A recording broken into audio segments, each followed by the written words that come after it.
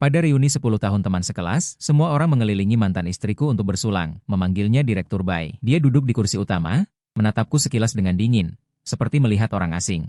Qian Haoyu memeluk pasangannya, tersenyum dan bertanya padaku, Fang Yuan. Masih di klinik komunitas mengukur tensi kakek nenek? Aku diam saja. Bai Ningbing meletakkan gelas anggur merahnya. Tiba-tiba ia berkata, kau tidak membawa keluarga? Belum selesai bicara, pintu ruangan didorong terbuka. Seorang anak laki-laki berusia 5 tahun berlari masuk, memeluk kepalaku, sambil menangis memanggil, Ayah. Wajahnya yang tenang hancur. Fang Yuan, aku ingat dulu kau diterima di Xiehe, kata Qian Haoyu sambil meletakkan gelas anggur merahnya di meja. Tubuhnya bersandar ke kursi, nadanya seperti membicarakan hal yang biasa saja. Jam tangan Patek Philip di pergelangan kirinya berkilau di bawah lampu kristal, menyilaukan mata. Aku meremas botol air mineral di tanganku, botolnya berbunyi kretek. Tidak jadi, aku hanya mengucapkan 3 kata. Tidak jadi. Qian Haoyu memperpanjang nadanya, mengangkat gelas dan menggoyangkannya. Menyapu sekeliling meja. Jadi sekarang kau di pusat layanan kesehatan masyarakat? Fang Mingyuan menjawab untukku. Nadanya cepat, ingin mengalihkan topik ini. Klinik komunitas ya? Qian Haoyu mengangguk. Ekspresi penuh pengertian, itu juga lumayan. Stabil? Lin KR yang duduk di sampingnya langsung menyambung. Hari ini ia memakai jaket gaya Chanel, anting-anting berlian berkilau di telinganya. Pasti tidak murah, seperti Haoyu yang bolak-balik terbang urusan bisnis, tidak istirahat saat tahun baru. Kakak Haoyu, pendapatan tahun lalu sudah tembus 2 miliar. Capek sampai awal tahun ia dirawat di rumah sakit. Lin KR bicara sambil meletakkan tangannya di lengan Qian Haoyu, seperti memamerkan sesuatu. Dia bukan teman sekelas kami, pasangan yang dibawa Qian Haoyu, tapi auranya paling kuat. Kakak Haoyu disebut yang mampu bekerja keras, kata teman sekelas laki-laki lain, Ilei, sambil mengangkat gelas memberi hormat pada Qian Haoyu. Tidak seperti kami yang cari makan. Ngomong-ngomong Fang Yuan, bukankah dulu kau rotasi di UGD Rumah Sakit Provinsi? Dulu kau satu-satunya di jurusan kami yang dipilih langsung oleh kepala departemen. Kenapa kemudian? Kata-katanya tidak selesai. Sumpitnya menjepit daging sapi dan dimasukkan ke mulut, lalu menggeleng. Meja hening selama 2 detik. Semua mata, terang-terangan atau sembunyi, tertuju padaku. Aku memakai hoodie biru tua yang sudah pudar. Di luarnya jaket hitam, saat masuk lepas dan gantung di sandaran kursi. Ujung kerah jaketnya sudah berumbai. Dibandingkan dengan kasmir, jas custom, dan jam tangan mahal di meja, sangat tidak cocok. Ini reuni 10 tahun teman sekelas. Penyelenggara Fang Mingyuan menetapkan malam hari ke-6 bulan baru. Katanya semua orang pulang kampung, bisa kumpul semua. Memilih ruang VIP di klub baru di kota, minimum pembelian 6.000. Fang Mingyuan menelepon 4 kali. Saya baru setuju datang. Sekarang saya mengerti, ini bukanlah reuni. Ini adalah pameran, dan saya adalah contoh buruknya. Sudahlah, sudahlah. Makan, makan. Fang Mingyuan buru-buru menengahi, menambahkan sejumput sayuran ke piring di depan saya. Fang Yuan, lobster Australia ini enak, cobalah. Jangan, Mingyuan. Qian Haoyu tertawa sambil mencegahnya. Fang Yuan sekarang bekerja di klinik komunitas, bergaul dengan tetangga setiap hari. Barang bagus apa yang belum pernah dia lihat? Mungkin dia lebih paham daripada kita. Oh ya Fang Yuan, dengar kamu masih mengantar obat secara kurir di malam hari. Berapa penghasilan per pesanan dari platform kurir itu? Ada jalur internal? Kenalkan pada teman sekelas lama. Beberapa tawa di meja, sangat pelan, tetapi setiap suara terdengar jelas. Saya tidak tertawa. Membuka tutup botol air mineral, minum seteguk. Air mengalir turun dari tenggorokan, menekan kembali perasaan yang meluap ke perut. 6 tahun. 6 tahun sejak peristiwa itu, tepat 6 tahun sejak perceraian saya dan Bai Ningbing. Dulu, mahasiswa terbaik di jurusan kedokteran klinis, dosen pembimbing. Secara pribadi merekomendasikan beasiswa. Sebelum lulus sudah dipesan oleh unit gawat darurat rumah sakit provinsi. Bersama Bai Ningbing yang diakui sebagai yang tercantik di jurusan. Semua orang bilang kami pasangan sempurna. Lalu ayah didiagnosiskan kanker hati stadium akhir. Ibu terkena stroke karena stres berat dan dirawat di rumah sakit. Biaya pengobatan seperti lubang tak berdasar. Menghabiskan semua tabungan keluarga dan masih berhutang lebih dari 400.000. Saya melepaskan beasiswa. Mengundurkan diri dari kesempatan di rumah sakit provinsi, kembali ke kota kecil. Dan Bai Ningbing. Pada saat tersulit saya, dia menyerahkan surat perceraian. Tidak ada pertengkaran, tidak ada keributan. Dia hanya berkata, Fang Yuan, aku tidak bisa lagi menyeretmu. Saya menandatangani. Meninggalkan 8.000 terakhir di kartu untuknya. Lalu sendirian memikul rumah yang setengah runtuh itu, berjalan maju selama 6 tahun. Saya pernah menjadi magang apotek, bekerja sebagai perawat rumah sakit. Siang hari praktik di klinik komunitas. Malam hari mengantar obat sebagai kurir untuk menambah biaya hidup. Utang ayah sudah lunas sebagian besar, obat ibu setiap bulan tidak boleh berhenti. Saya seperti keledai pemutar batu giling, mata tertutup, tidak berani berhenti, dan tidak bisa berhenti. Kali ini datang ke reuni, dalam hati saya menyembunyikan pikiran yang bahkan saya sendiri tidak mau akui. Saya ingin melihat Bai Ningbing. Ingin tahu apakah dia baik-baik saja, bahkan apakah dia mungkin sedikit mengingat saya. Pintu ruang VIP saat itu didorong terbuka. Pelayan minggir ke samping, sesosok tinggi ramping dengan sepatu hak tinggi masuk. Langkahnya tidak cepat tidak lambat, mantap seolah menginjak wilayahnya sendiri. Ruang VIP mendadak hening. Bai Ningbing, ia mengenakan setelan jas hitam dengan potongan rapi, sabuk tipis di pinggang membentuk lekuk tubuhnya. Rambut panjangnya diikat rendah, memperlihatkan sepotong leher putih berkilau. Riasan wajahnya sangat tipis hampir tak terlihat. Namun alis dan matanya lebih tajam dari 10 tahun lalu. Kehilangan kelembutan, digantikan oleh dingin yang membuat orang enggan mendekat. Di tangannya tergenggam tas tangan bermerek tak dikenal, di pergelangan tangan ada jam desain minimalis. Begitu ia berdiri di sana. Semua barang mewah di meja menjadi latar belakang. Maaf, terhambat di jalan. Suaranya dingin, tanpa kehangatan. Bai Ningbing. Ah, akhirnya datang. Meja langsung dipenuhi sambutan, kehangatan yang berlebihan. Qian Haoyu pertama berdiri, menarik kursi kosong di sampingnya. Kursi itu sejak tadi tak diduduki. Ternyata sudah disiapkan. Ningbing, kami tunggu kau. Wajahnya penuh senyum. Ramahnya sungguh berbeda dari sebelumnya. Pandangan Bai Ningbing menyapu sekilas seluruh meja, saat melewatiku berhenti tak sampai setengah detik. Lalu beralih, seperti memandang awan yang melintas di luar jendela. Tak penting. Ia berjalan, duduk. Bai Ningbing, sekarang ia adalah langit-langit kelas kita. Kilei mengacungkan jempol. Ningbing Health Group, berapa nilai pasarnya? Acara keuangan tempo hari aku tonton. Hebat sekali. Masih kecil, bisnis kecil. Bai Ningbing menerima handuk hangat, mengelap tangannya. Ini disebut bisnis kecil? Maka kita tak perlu hidup. Lin Ke menyambut sambil tertawa. Tanpa disadari tubuhnya mendekat ke Qian Haoyu. Haoyu sering menyebutmu, katanya Bai Ningbing adalah pengusaha wanita paling berwibawa yang pernah ia temui. Ia tak menanggapi, mengangkat anggur merah yang baru dituang, menggoyangkannya pelan. Di jari manisnya, tak ada apa-apa. Aku menunduk. Menatap botol air mineral di tanganku, tulisan, air murni, di atasnya samar-samar. Ia hidup sangat baik. Begitu baik hingga aku dari seberang galaksi pun tak bisa meraihnya. Ngomong-ngomong, Qian Haoyu seperti teringat sesuatu. Pandangannya beralih padaku. Fang Yuan dan Ningbing, dulu adalah legenda di jurusan kita. Tak menyangka keadaan berubah. Ia berhenti sejenak, tapi roda kehidupan berputar. Lihat sekarang Ningbing adalah presiden grup. Kau, dengan mantap di tingkat bawah juga baik. Praktis kan? Terdengar seperti penghiburan, tapi setiap kata adalah pisau. Meja kembali hening. Semua orang menatapku, ekspresi beragam. Simpati, penasaran, ingin menonton. Bai Ningbing juga mengangkat mata. Menatapku, melintasi seluruh meja bundar, melintasi 6 tahun waktu, melintasi jarak bumi dan langit. Aku mengangkat kepala, menatap mata Qian Haoyu, juga melirik Bai Ningbing. Wajah tanpa ekspresi itu. Cukup baik. Aku menutup botol air mineral dan meletakkannya di meja. Mencari nafkah dengan kemampuan sendiri, tak memalukan. Qian Haoyu terkejut, tak menyangka aku akan melawan. Wajahnya menggelap sebentar, lalu segera tersenyum. Itulah yang paling mulia, hidup mandiri. Ayo jangan hanya minum air, coba anggur ini. Dikirim langsung dari Perancis. 1 botol harganya cukup untuk kau berlari sebulan. Ia mengambil decanter, menuang setengah gelas anggur merah ke gelas kosong. Menyodorkannya melalui meja, gerakan seperti memberi sedekah. Semua mata tertuju pada gelas itu. Cairan merah tua meninggalkan jejak di dinding gelas. Menerima berarti merendah, menolak berarti pengecut. Fang Yuan tidak minum alkohol. Bai Ningbing yang selama ini diam tiba-tiba bicara. Suaranya datar seperti air putih. Gerakan Qian Haoyu berhenti, menatapnya.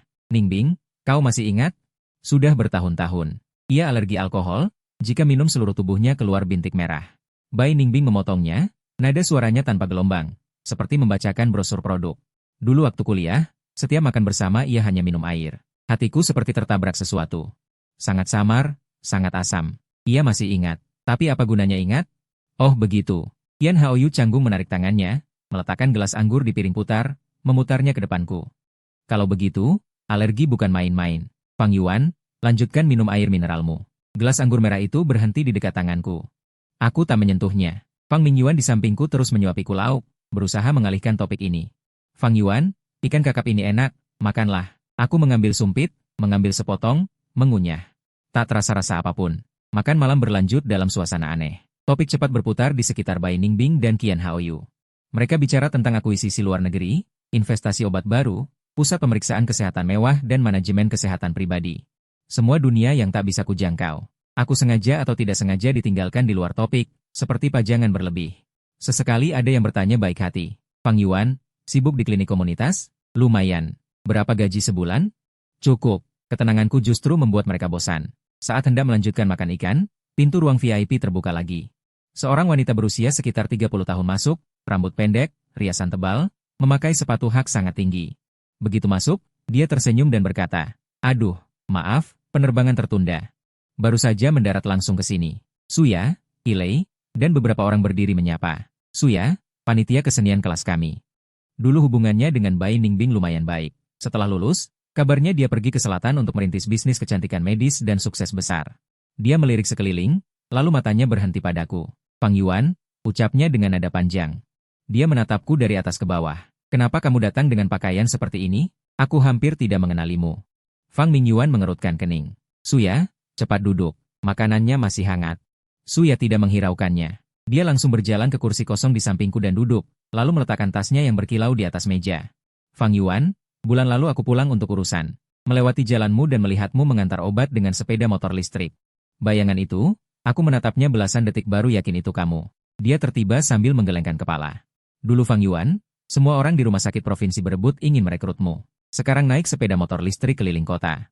Cih, setiap orang punya pilihannya sendiri. Aku tidak menengadah, terus makan ikan." "Bukan itu maksudku." Suya mendekat, merendahkan suaranya. "Tapi ruang VIP ini kecil. Semua orang bisa mendengarnya. Aku hanya kasihan padamu, kau tahu. Apa kata teman sekelas kita sekarang di belakangmu? Mereka bilang kamu adalah lelucon terbesar di kelas. Dulu yang paling bersinar. Sekarang paling menderita." Dia melirik ke arah Bai Ningbing.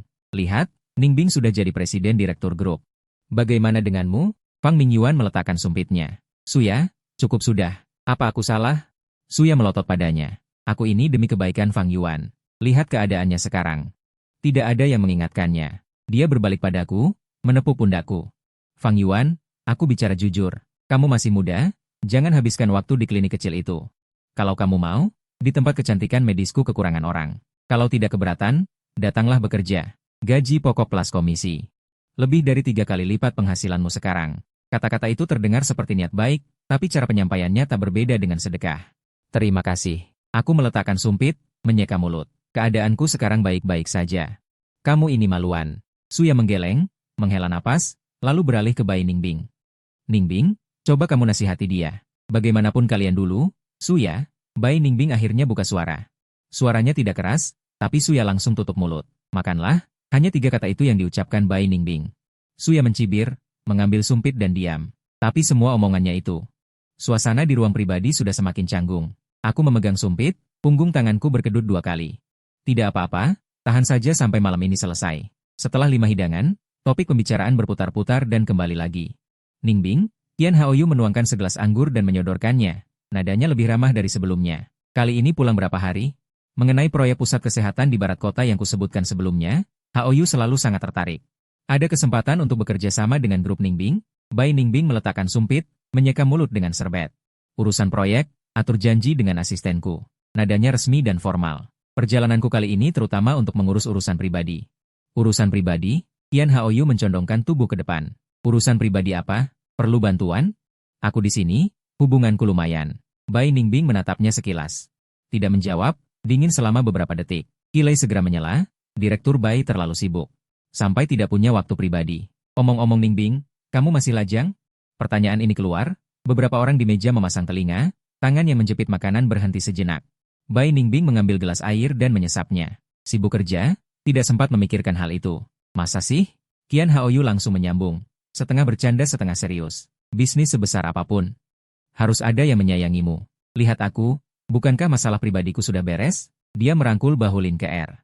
Lin Ke-er dengan patuh bersandar, tersenyum manis. Bai Ningbing tidak bereaksi apa-apa. Tapi tatapannya, seolah tidak sengaja melirik ke arahku. Aku menundukkan kepala. Berdebat dengan udang di mangkuk. "Ngomong-ngomong, di angkatan kita dulu yang jadi pasangan tidak banyak." Seorang teman wanita menghela napas. "Fang Yuan dan Ningbing adalah pasangan, Haoyu dan Ke-er juga pasangan. Sekarang lihat."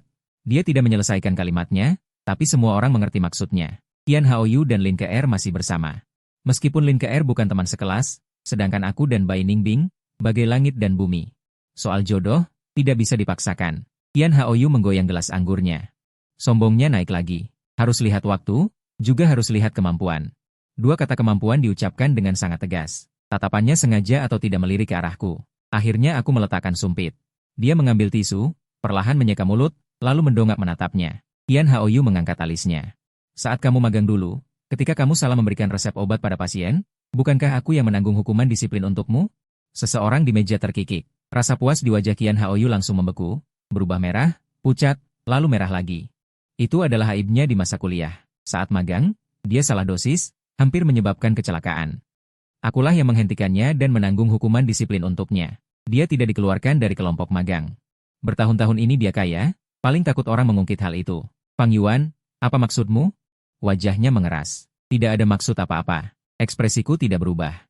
Tiba-tiba teringat, hanya bertanya santai. Lagi pula, kita teman lama. Beberapa hal diingat dengan jelas. Kata-katanya tidak berat, tapi paku itu membuatnya tidak bisa duduk tenang. Untuk apa membahas urusan uang?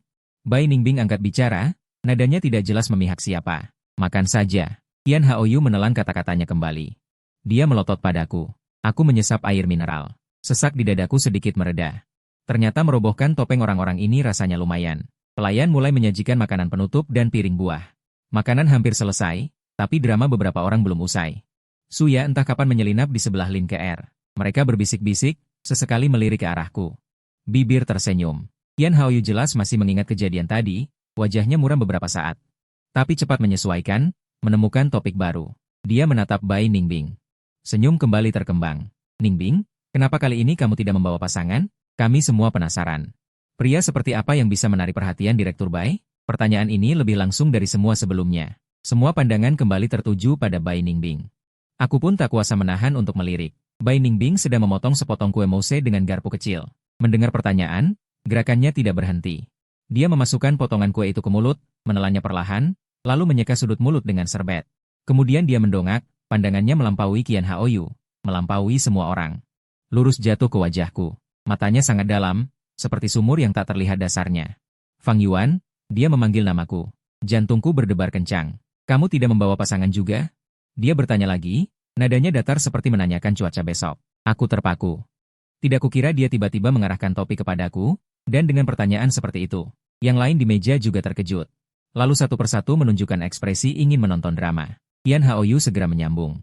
Benar, Fang Yuan, bicara saja tentang kami. Kamu sudah cerai 6 tahun, belum mencari pasangan baru? Tidak bisa terus sendirian, kan? Lin Ke juga menutup mulut sambil tersenyum. Kak Fang Yuan, kondisinya meski ya biasa saja, tapi dia orangnya tulus. Pasti ada yang suka. Apa sudah punya pacar? Malu dibawa keluar? Suya menambahkan dari samping. Jangan-jangan kamu merasa minder, Fang Yuan, kamu mungkin berpikir membawa pacar. Duduk satu meja dengan kami itu memalukan? Tenang, tidak akan ada yang menertawakanmu. Satu persatu, kata-kata berduri. Dibungkus dengan kulit kepedulian. Tanganku di bawah meja perlahan mengepal.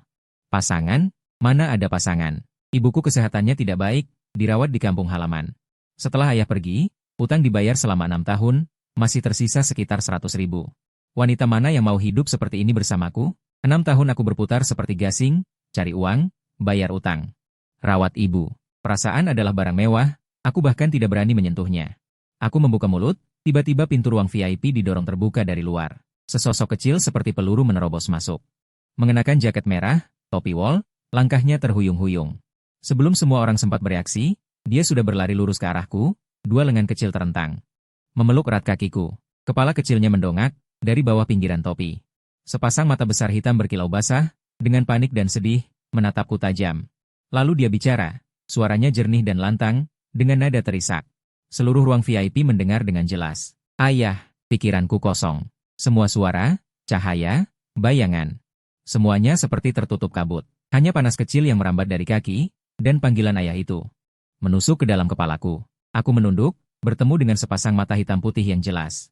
Seorang anak laki-laki, sekitar 4 atau 5 tahun, wajah kecilnya merah kedinginan. Ujung hidung juga merah, bibirnya terkatup rapat, tatapannya padaku penuh ketakutan. Panik, tapi lebih dari itu adalah kepercayaan tanpa syarat setelah menemukan tempat bergantung. Mata itu, hatiku menciut, terlalu mirip dengan foto kecilku, juga mirip Bai Ningbing. Ruang VIP hening, napas terdengar. Qian Haoyu memegang gelas anggur, tangan melayang di udara, mulut terbuka. Lin Ke menutup mulutnya, Suya membelalakan matanya. Sumpit Fang Mingyuan jatuh berdebuk di atas meja. Qilei dan yang lainnya semua memasang ekspresi seperti melihat hantu. Mata mereka bolak-balik antara anak saya dan Bai Ningbing. Yang duduk di sana, wajahnya langsung memucat. Bai Ningbing adalah yang pertama bereaksi, dia tiba-tiba berdiri. Gerakannya terlalu terburu-buru, Menyenggol gelas anggur merah di tangannya, cairan merah gelap tumpah ke taplak meja putih. Melebar menjadi noda besar, seperti bekas yang mencolok. Xian, suara Bai Ningbing berubah. Dengan kepanikan yang tidak bisa disembunyikan, dia mengitari meja, berjalan cepat mendekat, dan mengulurkan tangan untuk menarik. Bocah laki-laki yang memeluk erat kaki saya itu, siapa yang menyuruhmu keluar? Ikut aku. Jari-jarinya baru saja menyentuh lengan anak itu. Jangan, bocah laki-laki itu menjerit pendek, seluruh tubuhnya merapat ke saya. Kedua tangan kecilnya mencengkeram erat celana saya. Buku-buku jarinya memutih. Aku mau papa, teriaknya dengan suara terisak. Tubuh kecilnya terus gemetar. Tangan Bai Ningbing berhenti di udara, wajahnya sepucat kertas. Riasan yang sempurna pun tidak bisa menutupi kepanikan yang tak terduga itu. Dia menatap putranya yang meringkuk di kaki saya. Lalu menatap saya yang masih terdiam, bibirnya bergerak, tapi tidak sepatah kata pun keluar. Apa yang terjadi? Qian Haoyu akhirnya menemukan suaranya, dia meletakkan gelas anggurnya. Matanya beralih antara saya dan Bai Ningbing, akhirnya berhenti di wajah anak itu. Bai Ningbing, anak ini memanggil. Ayah, dia sengaja mempertegas kata ayah, wajahnya penuh keraguan, ada kegembiraan seperti menemukan rahasia besar. Salah paham. Bai Ningbing menarik napas, berusaha keras tetap tenang, tapi suaranya tegang. Ini anak sepupuku, salah orang. Xian, dengar. Ikut bibi. Dia kembali meraih anak itu, kali ini dengan tenaga. Dia bukan bibiku, dia ibuku. Bocah laki-laki itu tiba-tiba berteriak keras. Air matanya akhirnya tidak tertahan lagi, jatuh berderai. Ibu bohong. Di HP ibu ada foto ayah, ibu bilang ayah bernama Fang Yuan, kerja di luar sibuk. Itu dia, aku kenal. Suara kekanak-kanakan itu seperti batu yang dijatuhkan ke permukaan air yang tenang. Ekspresi semua orang berubah. Telingaku berdengung, darah naik ke kepala, sesaat. Lalu surut sepenuhnya. Aku perlahan, sangat perlahan, mengangkat kepala, mataku melewati anak yang menangis terseduh-seduh. Melewati Bai Ningbing yang wajahnya pucat pasi, menatap Qian Haoyu, menatap Lin Kr, menatap Suya, menatap setiap orang di meja yang tercengang, dan akhirnya kembali ke wajah Bai Ningbing. Wajah yang dulu sangat kukenal, kini terasa asing hingga dadaku sesak. Bai Ningbing, aku membuka mulut. Suaraku serak, tidak seperti suaraku sendiri. Apa yang dia katakan itu benar? Bai Ningbing menghindari tatapanku. Jari-jarinya terkait erat, tubuhnya gemetar. Perempuan direktur utama yang tak pernah pelin-pelan di dunia bisnis ini. Kini seperti anak kecil yang tertangkap basah, semua baju besi dan topengnya hancur. Bukan dia. Dia mengucapkan dua kata dengan susah payah, tanpa daya meyakinkan. Ibu, kau bohong lagi. Anak dalam gendongannya menangis semakin keras, dia menoleh, mata berkaca-kaca menatap Bai Ningbing. Wajah kecilnya penuh rasa sakit hati. Kau bilang kalau ayah pulang, kita bisa tinggal bersama. Kau bilang ayah sangat merindukanku, kau bohong, kau selalu bohong. Setiap kata seperti palu. Satu persatu menghantam dadaku, dan juga menghancurkan sisa-sisa pertahanan terakhir Bai Ningbing. Dia terhuyung. Berpegangan pada sandaran kursi agar tidak jatuh, darah di wajahnya surut sebersih-bersihnya. Aku melihat semua ini. Di dalam pikiranku, detail-detail yang sengaja kusimpan di tempat paling dalam, kini meluap seperti kegilaan. 6 tahun lalu, menjelang perceraian.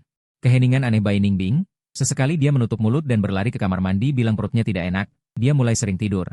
Emosinya naik turun. Saat bercerai, dia bersikeras tidak mau mengambil 8.000 yuan yang kutinggalkan. Tatapan matanya yang rumit, saat itu aku tidak mengerti. Tak lama setelah perceraian, kudengar dia meninggalkan kota ini.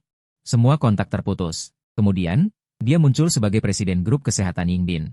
Di berita ekonomi, garis waktu, anak itu kelihatannya berusia 4 atau 5 tahun. Cerai 6 tahun. Aku membungkuk, tanganku sedikit gemetar. Dengan lembut memegang bahu bocah laki-laki itu. Tangisannya sedikit mereda, dia terisak-isak menatapku. Matanya penuh harap dan kegelisahan. Aku mengamati wajah kecil ini, lengkungan alisnya.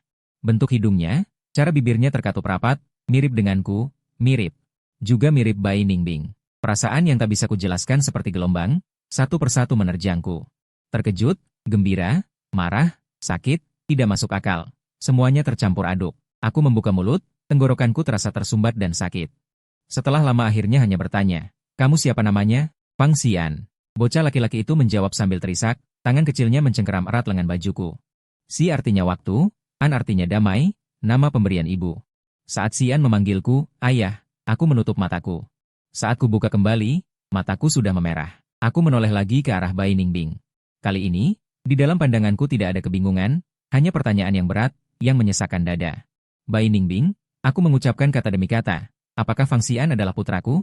Ruang makan pribadi itu begitu sunyi, sampai-sampai aku bisa mendengar detak jantungku sendiri. Semua orang tidak berani bernapas, pandangan mereka tertuju pada Bai Ningbing. Ini lebih mendebarkan daripada drama TV manapun.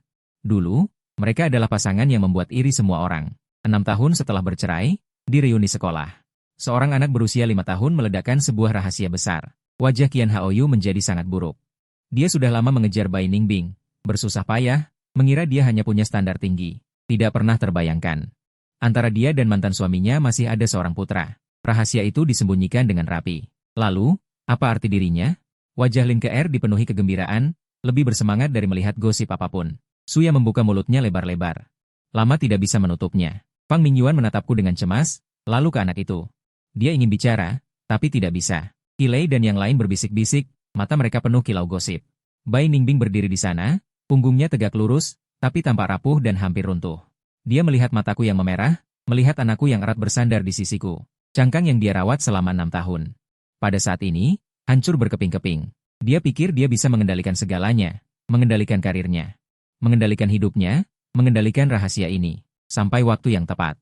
Sampai dia cukup kuat untuk menebus semua kesalahannya, untuk membawa anak itu ke hadapanku. Tapi dia tidak menyangka, anak yang terlalu dilindunginya, yang karena kekurangan ayah menjadi sangat peka ini. Akan diam-diam mengingat kata sandi album foto ponselnya, akan membongkar foto-foto yang membuatnya menangis sendirian di malam hari. Akan mengingat bahwa ayahnya bernama Fang Yuan, dan akan memanfaatkan saat pengasuh lengah hari ini, mengambil kertas yang ditulisi alamat reuni. Berlari keluar sepanjang jalan, bertanya dan mencari. Berdasarkan wajah samar di foto, berdasarkan naluri tak terbendung dalam darahnya, dia menemukan tempat ini. Di depan semua orang, dia memanggil ayah. Rahasia yang dia sembunyikan selama 6 tahun, semua martabat yang dia jaga dengan susah payah. Semua sikap angkuhnya, terkoyak habis-habisan. Tidak ada tempat untuk lari.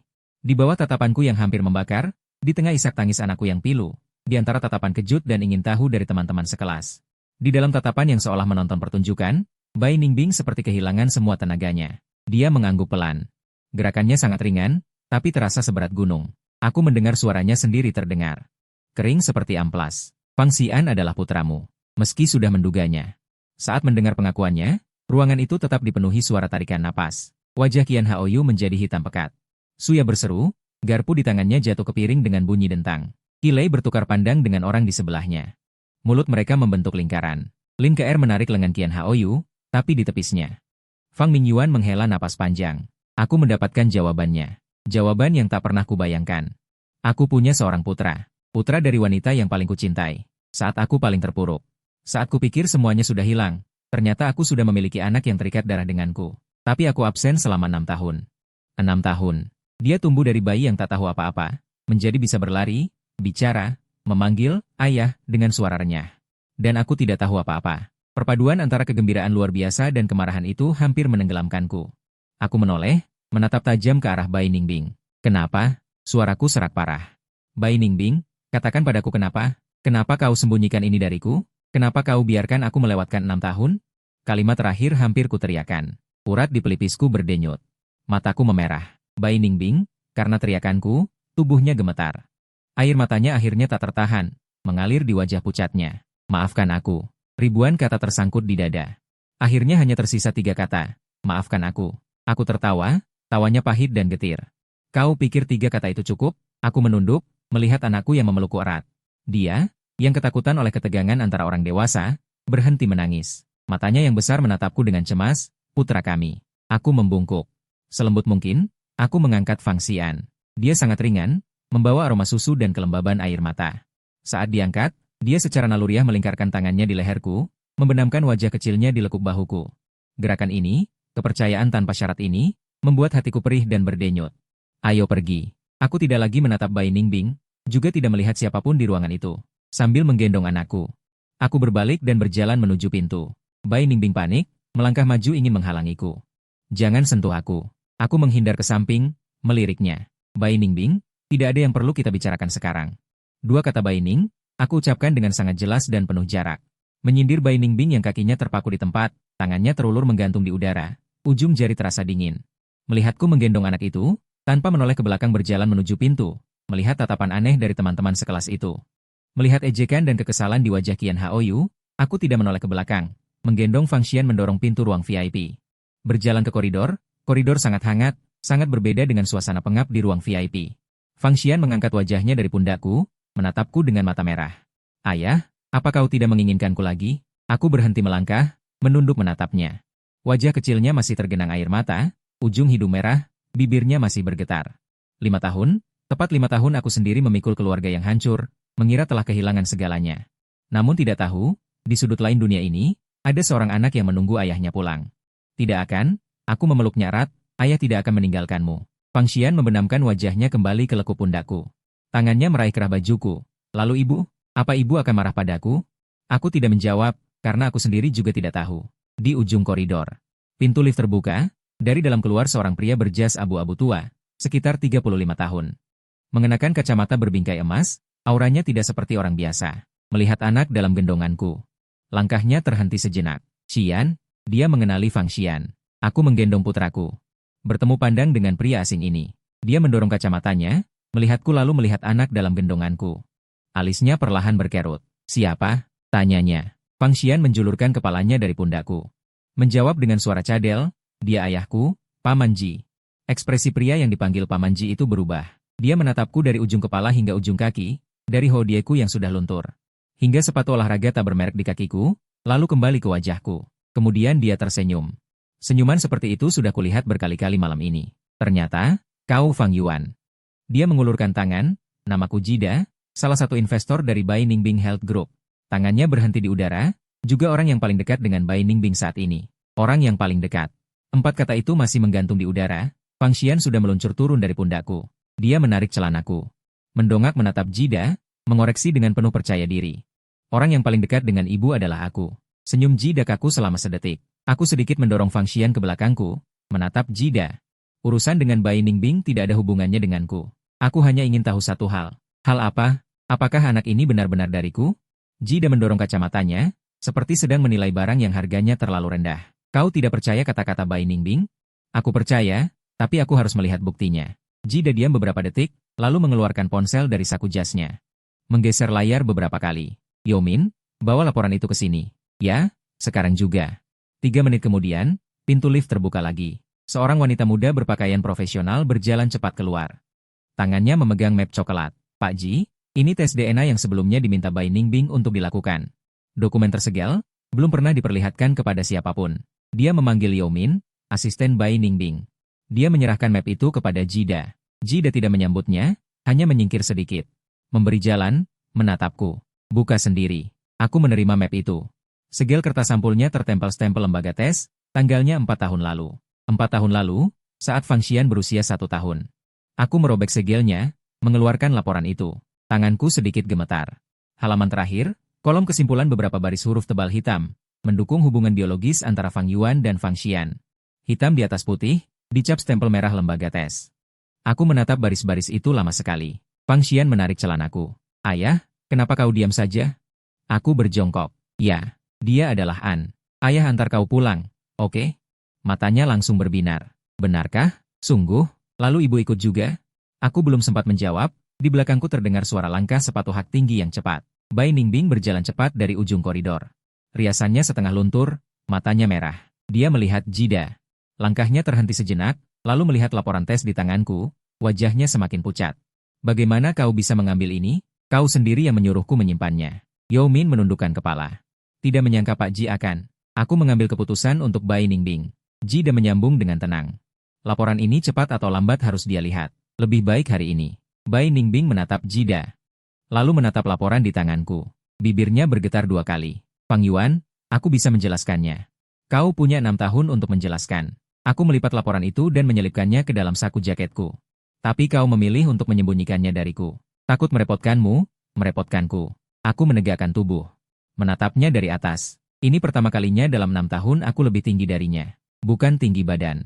Tapi wibawa. Kau mengandung anakku lalu bercerai denganku. Melahirkannya sendirian, membiarkannya 6 tahun tak pernah bertemu ayahnya. Lalu kau bilang takut merepotkanku. Air mata Bai Ningbing jatuh, setetes demi setetes membanting lantai marmer. Lalu sekarang kau mau apa? Jida menyela. Aku menatapnya. Anak itu harus kuambil. Kau pakai apa untuk menghidupinya? Jida tertawa. Gaji klinik komunitas? Atau hasil sampingan mengantar obat? Si An sekarang sekolah di TK terbaik di kota. Biaya setahun 150.000 yuan. Mampu kau bayar? Setiap kata adalah fakta. Setiap kata bagaikan tamparan. Fang Xian tidak mengerti omongan orang dewasa, tapi dia bisa merasakan suasana yang tidak enak. Dia menarik tanganku, berbisik, "Ayah, aku tidak mau TK lagi. Aku pulang sama ayah saja." Mobil Jida terparkir di depan hotel, Maybach hitam mengkilap di bawah lampu. Bai Ningbing berdiri di samping mobil, menggendong Fang Xian di lengannya. Anak itu sudah lelah menangis.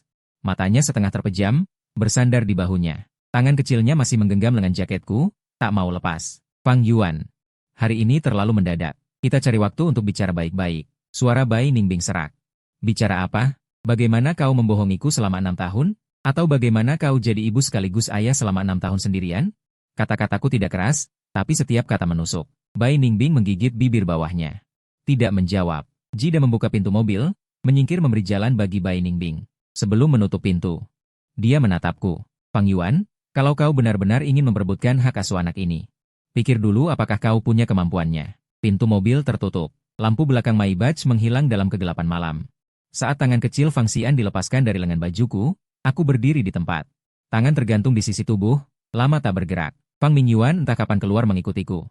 Berdiri di belakangku. "Fang Yuan, kau tidak apa-apa?" "Tidak apa-apa." Aku berbalik. Menyunggingkan senyum padanya. "Mingyuan, aku punya seorang putra." Fang Mingyuan membuka mulut. Tidak tahu harus berkata apa. "Aku punya seorang putra. 6 tahun. Baru hari ini aku tahu." Angin bertiup dari ujung jalan. Malam bulan pertama, dinginnya menggigit. Aku menarik resleting jaketku sampai ke leher, naik ke motor listrik yang terparkir di pinggir jalan. Di spion. Pintu hotel terang benderang. Orang-orang di dalam masih bersulang, membicarakan dunia yang tak kunjung kugapai. Sedangkan aku harus kembali ke klinik komunitas untuk jaga malam. Besok jam 7 pagi, masih ada 20 pasien menungguku. Suara motor listrik menyala di jalan yang sepi. Aku memutar gas. Menyatu ke dalam malam. Laporan tes di sakuku menekan dadaku. Suhu kertas menembus jaket. Panasnya menusuk sakit. Kembali ke ruang jaga klinik, aku tidak menyalakan lampu. Duduk di ranjang sempit, mengeluarkan laporan itu. Di bawah sinar lampu jalan di luar jendela, ku baca lagi. Mendukung hubungan biologis antara Fang Yuan dan Fang Xian. Ada hubungan biologis ayah-anak. Ku baca berulang kali sampai kata-kata itu tertanam di otakku. Lalu aku mengeluarkan ponsel, membuka kontak. Menemukan nomor Bai Ningbing yang sudah kusimpan 6 tahun, belum pernah kutelepon sekalipun. Hari ini aku menekan tombol panggil. Berdering 2 kali, diangkat. Suasana di seberang sangat sunyi. "Fang Yuan," suaranya hampir tak terdengar. "Besok jam 10 pagi, di pintu Taman Tua Pusat Kota. Bawa Xian ke sana." Diam 3 detik. "Baik." Aku menutup telepon. Menatap langit-langit semalaman, tidak tidur. Keesokan harinya jam 9.50, aku sampai di pintu taman. Masih pakai jaket yang sama semalam, hanya ganti sepatu bersih. Tepat jam 10, sebuah mobil bisnis hitam berhenti di pinggir jalan. Bai Ningbing turun dari mobil. Hari ini tidak pakai setelan jas, melainkan mantel wol gelap. Rambut terurai, tanpa riasan. Wajah tanpa makeup terlihat lebih letih dari semalam. Mata sembab. Dia juga semalaman tidak tidur. Fang Xian menjulurkan kepala dari pintu mobil. Begitu melihatku, dia melompat keluar. "Ayah!" Dia berlari ke arahku. Langsung menubruk ke dalam pelukanku. Aku berjongkok menangkapnya. Si kecil memeluk leherku erat. "Ayah, kenapa kemarin kau tidak membawaku pergi? Apa kau tidak mau aku lagi?" "Tidak akan," kataku. Aku mengusap topi rajutnya. Bai Ningbing berjalan mendekat, berhenti 1 meter dariku. Katakanlah, aku menggendong Fang Xian berdiri, menatapnya. Mulai dari awal. Bai Ningbing menunduk. Diam beberapa detik, lalu mulai bicara. "Sebulan sebelum cerai, aku tahu aku hamil. Kenapa kau tidak bilang padaku? Ayahmu diicu, ibumu baru selesai operasi stroke otak. Utang keluarga mencapai ratusan ribu, kamu tidur kurang dari 4 jam setiap hari, berat badanmu turun 10 kilogram. Dia berhenti sejenak. "Saat itu jika aku memberitahumu bahwa aku hamil, apa yang akan kamu lakukan?" Aku tidak bisa berkata-kata karena aku tahu jawabannya. Aku akan memberikan semua uang terakhir untuknya dan anak itu, lalu mendorong diriku sendiri ke jalan buntu. Setelah ibuku tahu, dia menyuruhku menggugurkannya. Suara Bai Ningbing sangat datar, seperti sedang menceritakan urusan orang lain. Dia bilang keluarga kalian Fang sudah hancur, aku tidak bisa ikut terpuruk. Dia memberiku ultimatum. Entah menggugurkan anak dan bercerai denganmu, atau memutuskan hubungan ibu anak. Jadi kamu memilih bercerai. Aku memilih untuk tidak mendengarkan dia. Dia menatapku, aku bercerai. Tapi anak itu aku pertahankan. Melahirkannya sendirian, dari awal sampai akhir tidak meminta sepeser uang pun. Di depan pintu taman, ada orang tua yang keluar masuk dengan anak-anak, suara teriakan terdengar jauh. Seperti terhalang lapisan. "Lalu ibumu?" "Terputus selama 3 tahun. Saat Xian berusia lebih dari 1 tahun, dia datang menemuiku sekali. Ingin aku memberikan anak itu kepada orang lain. Katanya akan menghalangi aku menikah lagi. Aku mengusirnya keluar pintu. Kemudian bisnisku mulai berhasil. Dia ingin kembali diakui. Apakah kamu mengakuinya? Nada bicara Bai Ningbing sangat datar. Aku hanya mengakui Xian. Fang Xian menggeliat dalam pelukanku. Bu, nenek yang kamu maksud itu orang jahat? Bai Ningbing mengelus kepalanya. Bukan orang jahat, hanya punya pemikiran yang berbeda dengan ibu. Aku menatapnya. 6 tahun, dia hamil sendirian, melahirkan sendirian, mengurus anak sendirian, merintis usaha sendirian, membangun perusahaannya hingga mencapai nilai miliaran. Sementara itu harus bertarung dengan ibunya sendiri, dengan pandangan dunia, dengan keraguan semua orang. Sedangkan aku di klinik komunitas mengukur tekanan darah, malam hari mengantar obat, bahkan tidak tahu bahwa aku punya seorang anak. Perasaan yang tak bisa dijelaskan itu muncul lagi, perih dan rasa hina yang menusuk hingga ke tulang sumsum. Kamu membenciku juga. Menyalahkanku juga tidak apa-apa, kata Bai Ningbing, tapi Xian tidak bersalah. Dia kekurangan ayah selama 6 tahun, apapun yang ingin kamu lakukan untuk menebusnya, aku akan bekerja sama. Aku tidak datang untuk menghitung hutang denganmu. Aku meletakkan Fang Xian, menggandeng tangannya. Aku datang untuk memberitahumu, mulai hari ini, urusan anak ini. Aku tidak akan absen lagi. Bai Ningbing menatapku yang menggandeng tangan anaknya, matanya memerah. Tapi dia tidak menangis. Orang yang sudah menangis semalam tidak akan mudah meneteskan air mata hari ini. Fang Yuan, ada satu hal yang harus aku sampaikan padamu terlebih dahulu. Jika itu, jangan kau macam-macam dengannya. Dia bukan investor biasa. Dia mengejarku selama 3 tahun, dan aku menolaknya selama 3 tahun. Kemunculannya di sana kemarin bukan kebetulan. Dia terus memantau pergerakanku. Masalah Xian sudah diketahui olehnya. Dia tidak akan berhenti begitu saja. Apa yang dia inginkan? Dia akan berusaha membuatmu mundur. Dengan uang atau cara lain. Bai Ningbing menatapku, nada bicaranya sangat serius. Hal paling keterlaluan yang pernah dia lakukan adalah menyuap mitra bisnis mantan perusahaanku, ingin memutus aliran danaku. Memaksaku menyerah. Tidak berhasil, tapi menggangguku selama setengah tahun. Aku menatapnya. Kamu takut padanya? Tidak, tapi aku takut dia akan menggunakanmu dan Xian sebagai bahan. Aku ini hanya dokter klinik komunitas. Apa yang bisa dia lakukan padaku? Bai Ningbing tidak menjawab. Ekspresinya memberitahuku. Apa yang bisa dilakukan lebih banyak dari yang aku bayangkan. Aku kira tindakan Ji akan datang perlahan, tapi tak disangka sampai keesokan harinya. Jam 2 siang, seorang datang ke klinik komunitas. Berjas rapi, membawa tas kerja, mengaku sebagai petugas dinas pengawasan kesehatan, inspeksi rutin. Dia mendorong kacamatanya, mengeluarkan setumpuk formulir. Akhir-akhir ini kami menerima laporan dari masyarakat. Bahwa klinik Anda diduga memiliki prosedur yang tidak sesuai, perlu kerjasama dalam investigasi. Aku meletakkan rekam medis di tanganku. Menatapnya, siapa pelapornya? Itu tidak bisa diungkapkan. Dia berkeliling di klinik, memeriksa lemari obat, mengecek catatan sterilisasi alat, lalu membuka arsip resepku. Saat pergi, dia meninggalkan kata-kata, banyak masalah. Mungkin perlu dihentikan operasinya untuk pembenahan. Nanti kerja samalah.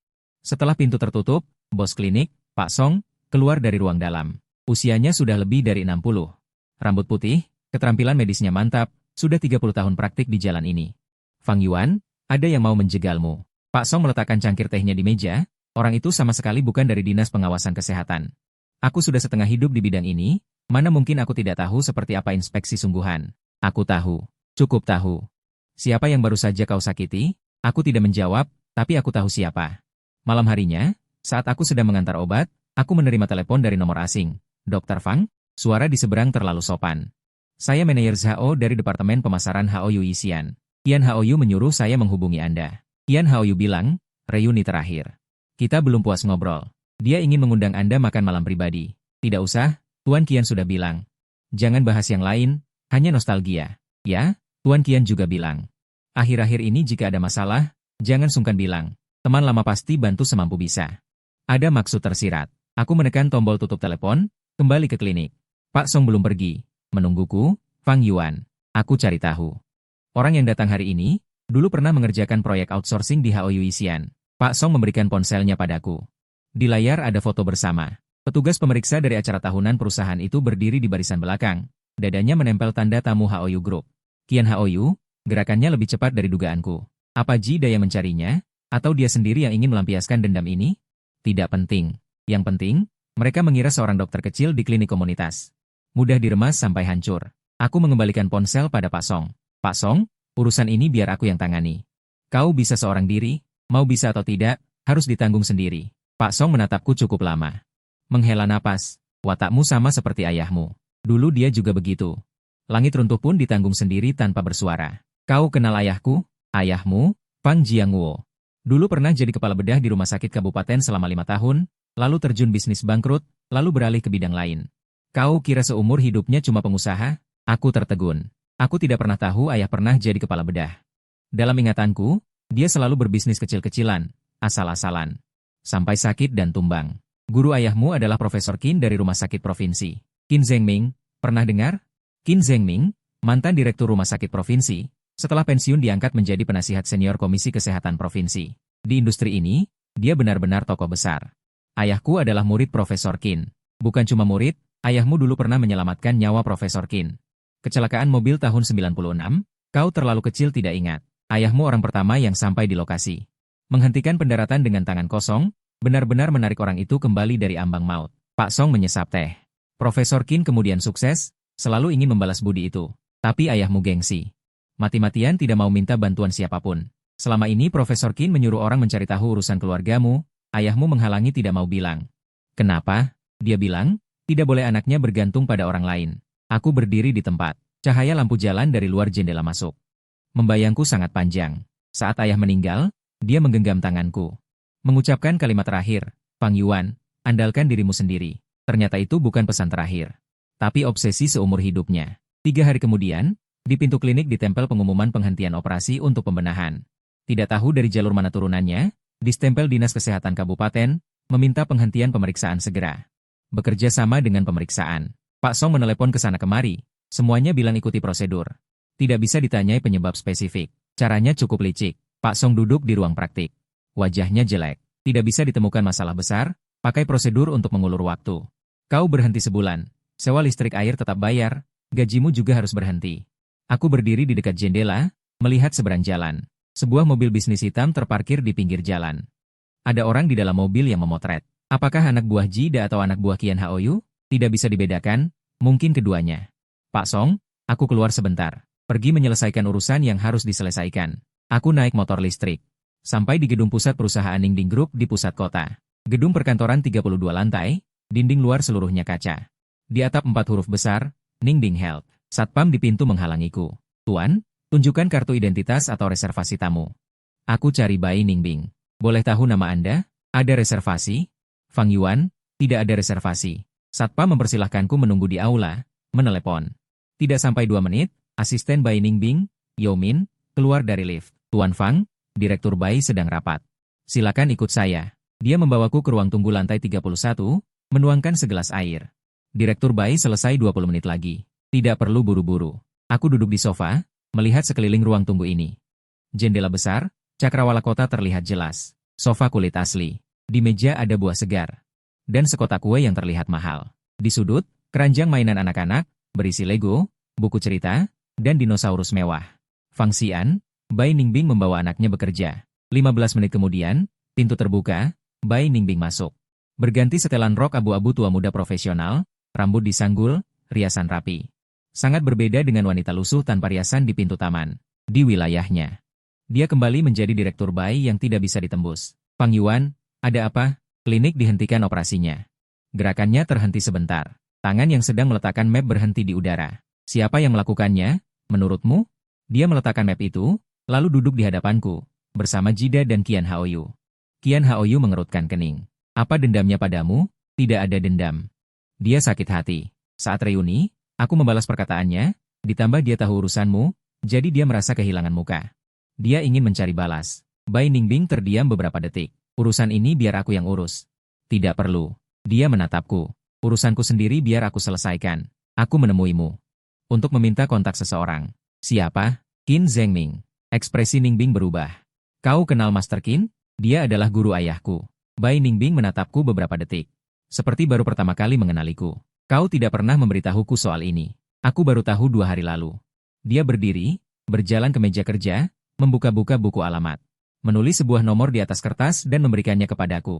Fang Yuan, kau pasti tahu pengaruh Master Qin di industri ini. Jika dia turun tangan, cara-cara kecil Haoyu dan Jida itu tidak akan berarti. Tapi kau yakin ingin melangkah sejauh ini?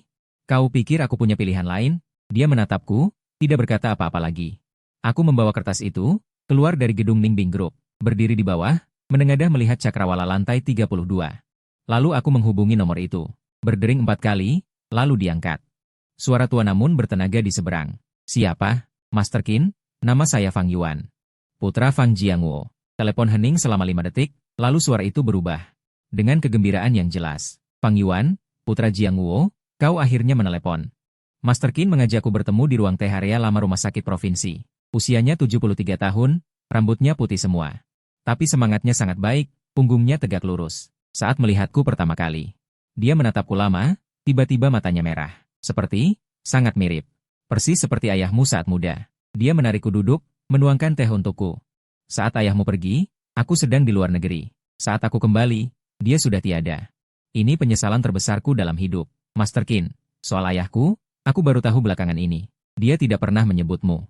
Itulah sifatnya. Berutang uang, nekat membayarnya sendiri. Tidak mau merepotkan orang lain sedikit pun. Dulu aku ingin mengatur dia kembali ke rumah sakit provinsi. Dia mati-matian menolak. Katanya mau sukses dengan usahanya sendiri. Akhirnya bisnisnya bangkrut, tidak bangkit lagi. Master Qin menghela napas. Aku terus mencarimu, tapi ayahmu sebelum pergi menyuruh orang menyampaikan pesan, jangan cari anaknya. Dia orangnya gengsi. Master Qin, hari ini aku datang untuk bernostalgia. Aku ceritakan soal klinikku yang dihentikan oleh Qian Haoyu dan Jida. Master Qin mendengarkan. Mengangkat cangkir teh, meminum seteguk, meletakkannya. Haoyu anak itu, Qian Haoyu. Anak itu aku kenal. Ayahnya dulu magang di bawahku. Tong kosong nyaring bunyinya. Anaknya juga sama. Juga Jida, investor Minbing Group. Aku tidak kenal, tapi pernah dengar. Beberapa tahun ini aktif di lingkaran industri kesehatan. Dia royal, tapi jalannya kurang benar. Tunggu saja. Master Qin mengambil ponsel, menghubungi nomor. Lao Zhang, ini Qin Zhengming. Apa dinas kesehatan distrik kalian jadi alat orang? Klinik komunitas yang dihentikan itu milik anak muridku. Dia duduk di sini. Selidiki siapa yang memberi perintah, setelah selesai bilang padaku. Setelah menutup telepon, dia menghubungi lagi. Xiao San, kursus pelatihan pendidikan berkelanjutan tingkat provinsi hari Rabu ini. Tambahkan 1 kuota pendengar. Nama Fang Yuan, putra Fang Jiangwo. Setelah 2 telepon selesai, Master Qin menatapku. Urusan klinik akan pulih lusa. Kursus pelatihan itu kau ikuti. Kepala departemen dari semua rumah sakit kelas 3 tingkat provinsi akan hadir. Kau datang, perlihatkan dirimu. Biarkan mereka tahu kau keturunan siapa. Master Qin, aku tidak mau bergantung pada hubungan ayahku. Sifatmu persis seperti ayahmu. Master Qin mengetuk meja. Nak, dengar baik-baik. Ayahmu pernah menyelamatkan nyawaku. Hutang budi ini, 20 tahun aku bayar pun masih kurang. Dia tidak mau aku membantu. Aku tidak bisa berbuat apa-apa. Tapi kau berbeda. Ayahmu sudah tiada, hutang budi ini harus aku bayarkan kepadamu. Kau biarkan aku membantu. Bukan pakai koneksi, tapi untuk menerima tagihan yang seharusnya diterima ayahmu. Aku menatap Master Qin. Matanya keruh tapi tegas, sedikit mirip tatapan ayahku saat sekarat. Baik, tepat begitu. Master Qin menepuk pundakku. Ngomong-ngomong, kemampuan medismu sekarang bagaimana? Ayahmu dulu jagonya bedah. Bagaimana denganmu? Aku 4 tahun di klinik komunitas, semuanya kulihat. Penyakit besar tidak bisa obati, penyakit kecil tidak main-main. Itu saja tidak cukup. Qin Lao berdiri, berjalan ke rak buku, dan mengeluarkan setumpuk dokumen. Dalam sesi pelatihan Rabu depan, ada sesi diskusi kasus. Kamu naik dan bicara sebentar. Biarkan mereka melihat seberapa hebat putra Fang Jiangwo. Katanya kamu di klinik komunitas selama 4 tahun. Pasti pernah menemui banyak kasus yang salah didiagnosis atau terlewat oleh rumah sakit besar. Aku berpikir. Memang benar, tahun lalu ada seorang nenek. Semua rumah sakit bilang itu sakit mak biasa. Aku berdasarkan riwayat obat dan gejalanya menemukan masalah. Aku sarankan dia ke rumah sakit provinsi untuk pemeriksaan lebih lanjut. Hasilnya ketahuan. Penyakit saluran empedu stadium awal. Karena ditemukan lebih awal, hasil pengobatannya sangat baik. Baik, kumpulkan kasus-kasus ini. Rabu depan naik podium bicara. Tidak perlu panjang lebar, cukup bicara bagaimana kamu menemukan masalah dari petunjuk kecil. Para kepala departemen di rumah sakit besar itu setiap hari menangani penyakit rumit. Yang paling kurang adalah intuisi klinis dari tingkat dasar. Aku mengangguk. Qin Lao menatapku lagi. Ada satu hal lagi. Kamu bilang kamu punya seorang putra. Iya. Berapa umurnya? 6 tahun. Siapa ibunya? Bai Ningbing. Cangkir teh Qin Lao berhenti di bibir. Dari grup Yingbin Health itu? Bai Yingbin? Iya. Kamu anak muda ini benar-benar rajin. Menggelengkan kepala, tertawa sebentar. Baik, urusan ini aku tidak ikut campur. Urusan kalian selesaikan sendiri, tapi anak itu aku ingin temui. Saat keluar dari area lama rumah sakit provinsi. Sinar matahari cerah. Aku berdiri di tangga, ditiup angin sebentar. Ini pertama kalinya dalam 6 tahun. Aku merasa jalan di depan tampak sedikit lebih terang. Klinik buka lagi pada hari ketiga. Surat penghentian operasi untuk perbaikan dicabut. Orang dari Dinas Kesehatan dan Kebugaran Distrik datang sendiri untuk minta maaf, bilang itu kesalahan prosedur internal. Qian Haoyu mengirim pesan, Fang Yuan, Kejadian terakhir itu adalah kesalahpahaman. Lain hari aku traktir makan minta maaf. Aku tidak membalas. Di bawah kotak pesan ada satu lagi. Dari nomor asing. Dr. Fang, aku kagum dengan jalurmu.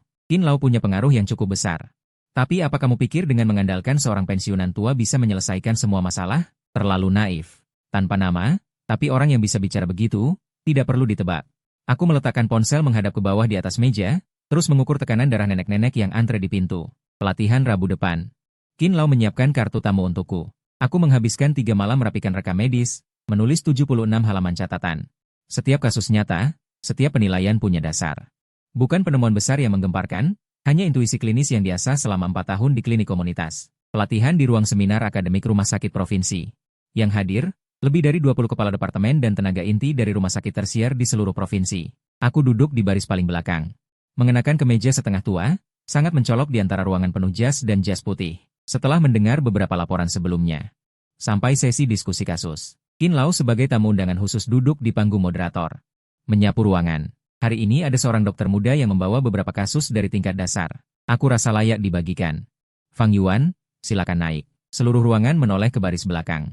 Aku berdiri. Naik ke podium. Proyektor dinyalakan. Kasus pertama diproyeksikan ke layar. Pasien ini, 67 tahun, perempuan, sakit perut selama 3 tahun. Dia sudah ke bagian gastroenterologi di 2 rumah sakit tersier. Keduanya didiagnosis sebagai gastritis kronis. Suaraku tenang, tidak cepat tidak lambat. Tapi satu detail terlewatkan. Dia rutin mengonsumsi obat tekanan darah yang umum. Efek samping langka dari obat ini dapat menyebabkan kolestasis empedu. Setelah aku mencocokkan riwayat obat dan gejalanya, aku menyarankan dia melakukan pemeriksaan khusus.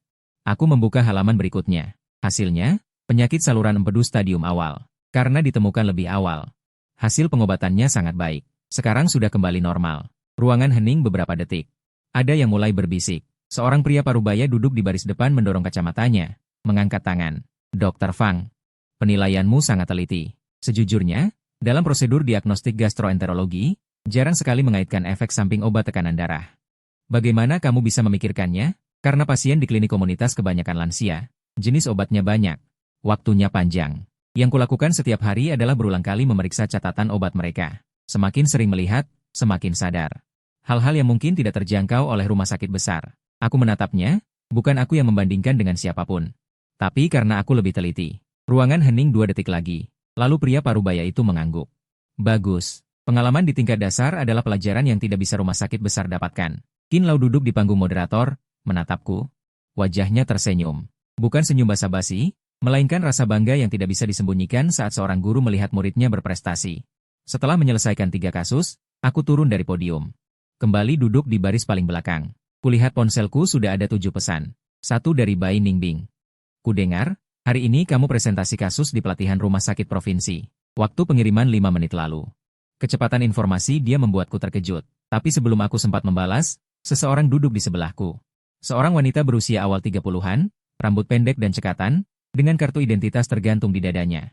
Di kartu itu tertulis saluran kesehatan TV provinsi. Dr. Fang, halo, nama saya Jiang Yun. Kasus-kasus yang baru saja Anda paparkan sangat berarti. Saluran kami sedang merencanakan program khusus tentang dokter di tingkat dasar.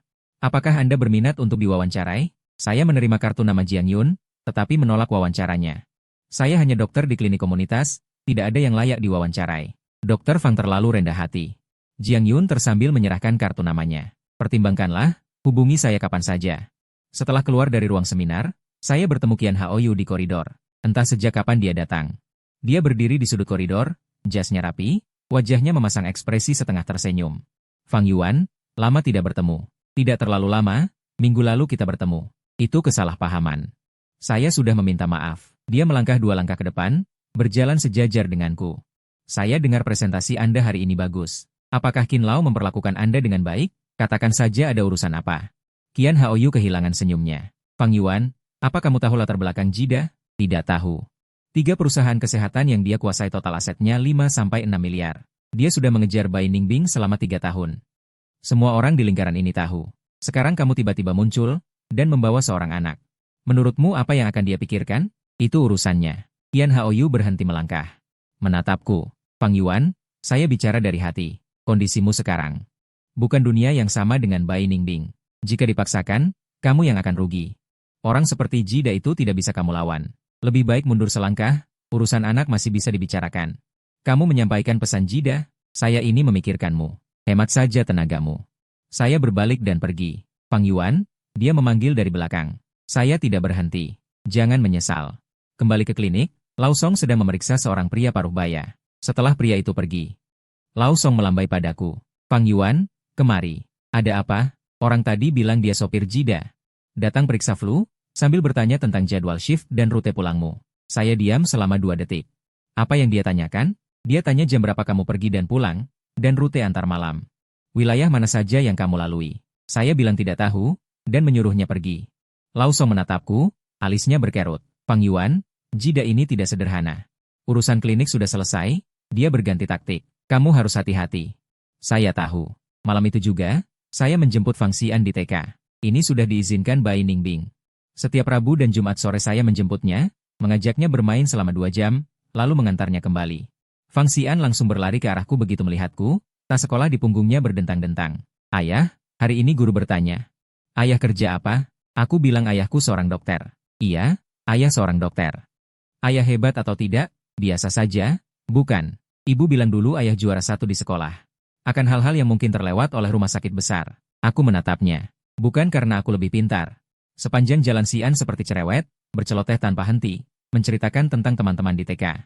Bercerita tentang apa yang digambar hari ini, dan juga bilang ibu kemarin membelikannya 1 sepasang sepatu baru. Saat melewati sebuah persimpangan, sebuah mobil abu-abu perak tiba-tiba menyenggol dari samping, hampir menabrak kami.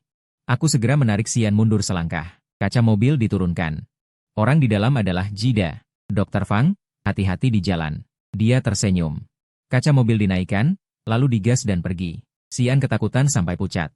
Dia menggenggam erat tanganku. Ayah, paman itu galak sekali. Aku berjongkok, membantu merapikan tali tasnya. Jangan takut, ada ayah. Tapi dalam hati aku sadar. Jida tidak kebetulan lewat. Dia datang untuk memberitahuku bahwa kapan saja dia bisa muncul di dekatku. Juga bisa muncul di dekat Xian. Aku mengantar Xian kembali ke tempat tinggal Bai Ningbing. Pintu terbuka, Bai Ningbing berdiri di ambang pintu. Melihat ekspresi Xian, dia langsung tahu ada yang tidak beres. Ada apa? Ketemu Jida di jalan? Wajahnya langsung muram. Dia melakukan apa? Ngebut nyenggol dari samping. Membuat Xian ketakutan. Bai Ningbing membungkuk menggendong Xian masuk rumah, lalu menoleh ke arahku. Bibirnya mengerucut rapat. Akan ku selesaikan. Bagaimana cara menyelesaikannya? Cabut status investornya. Aku punya wewenang itu. Kamu yakin berapa banyak saham yang dia pegang? Bai Ningbing diam selama 2 detik. 18%.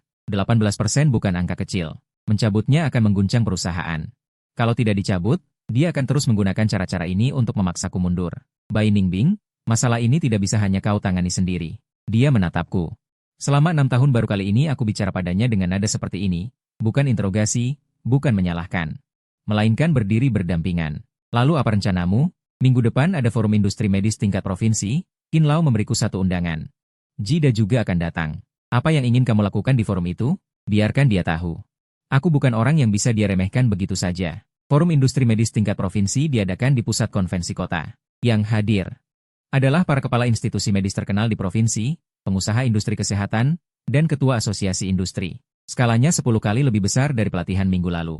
Bahkan lebih. Qin Lao menempatkanku di area tamu undangan, 3 baris dari panggung utama.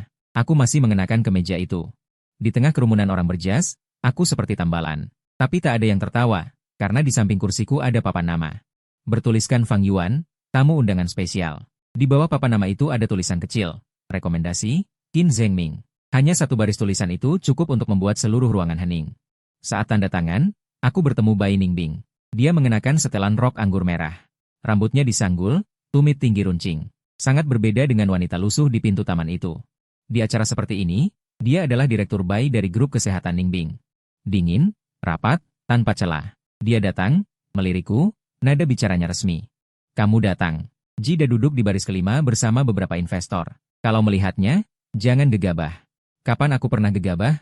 Dia tidak berkata apa-apa lagi, berbalik menuju tempat duduknya. Babak pertama forum adalah laporan industri, aku tidak terlalu mendengarkan. Babak kedua adalah diskusi meja bundar. Temanya adalah pembangunan sistem layanan kesehatan dasar. Qin Lao adalah salah satu tamu meja bundar. Di tengah diskusi, tiba-tiba Qin Lao berkata, bicara tentang dasar, saya punya contoh yang sangat baik di sini. Ada seorang dokter muda di sini, yang sudah 4 tahun mengakar di klinik komunitas. Dia menemukan beberapa kasus yang terlewatkan oleh rumah sakit besar. Dalam pelatihan minggu lalu, presentasinya membuat banyak kepala senior mengacungkan jempol. Seluruh ruangan menoleh ke arah penonton. Qin Lao tersenyum menunjuk ke arahku. Fang Yuan, berdiri. Biarkan semua orang mengenalnya. Aku berdiri. Ratusan pasang mata menatapku serempak. Aku mengangguk sedikit, tidak banyak bicara. Namun tepuk tangan bergema, tidak meriah tapi tulus.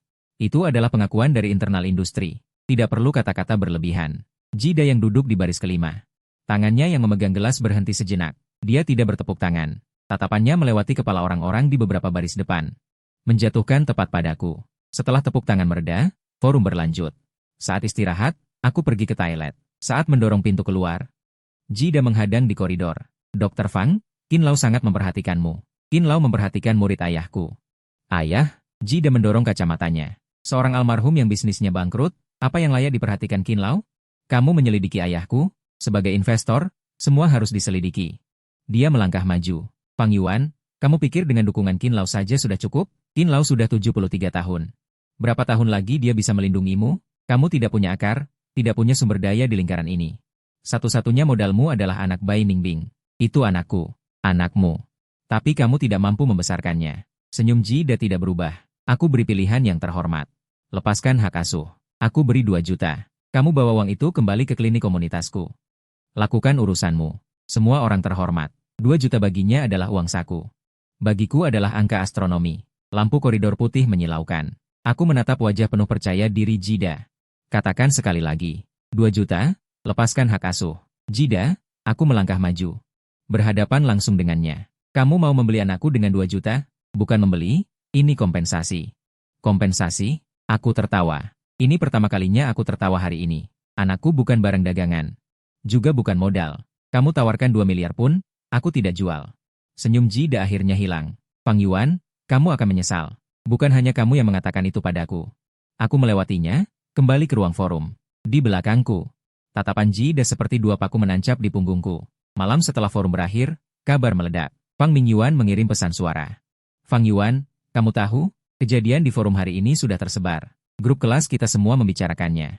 Katanya kamu dipuji langsung oleh Qin Lao di depan umum.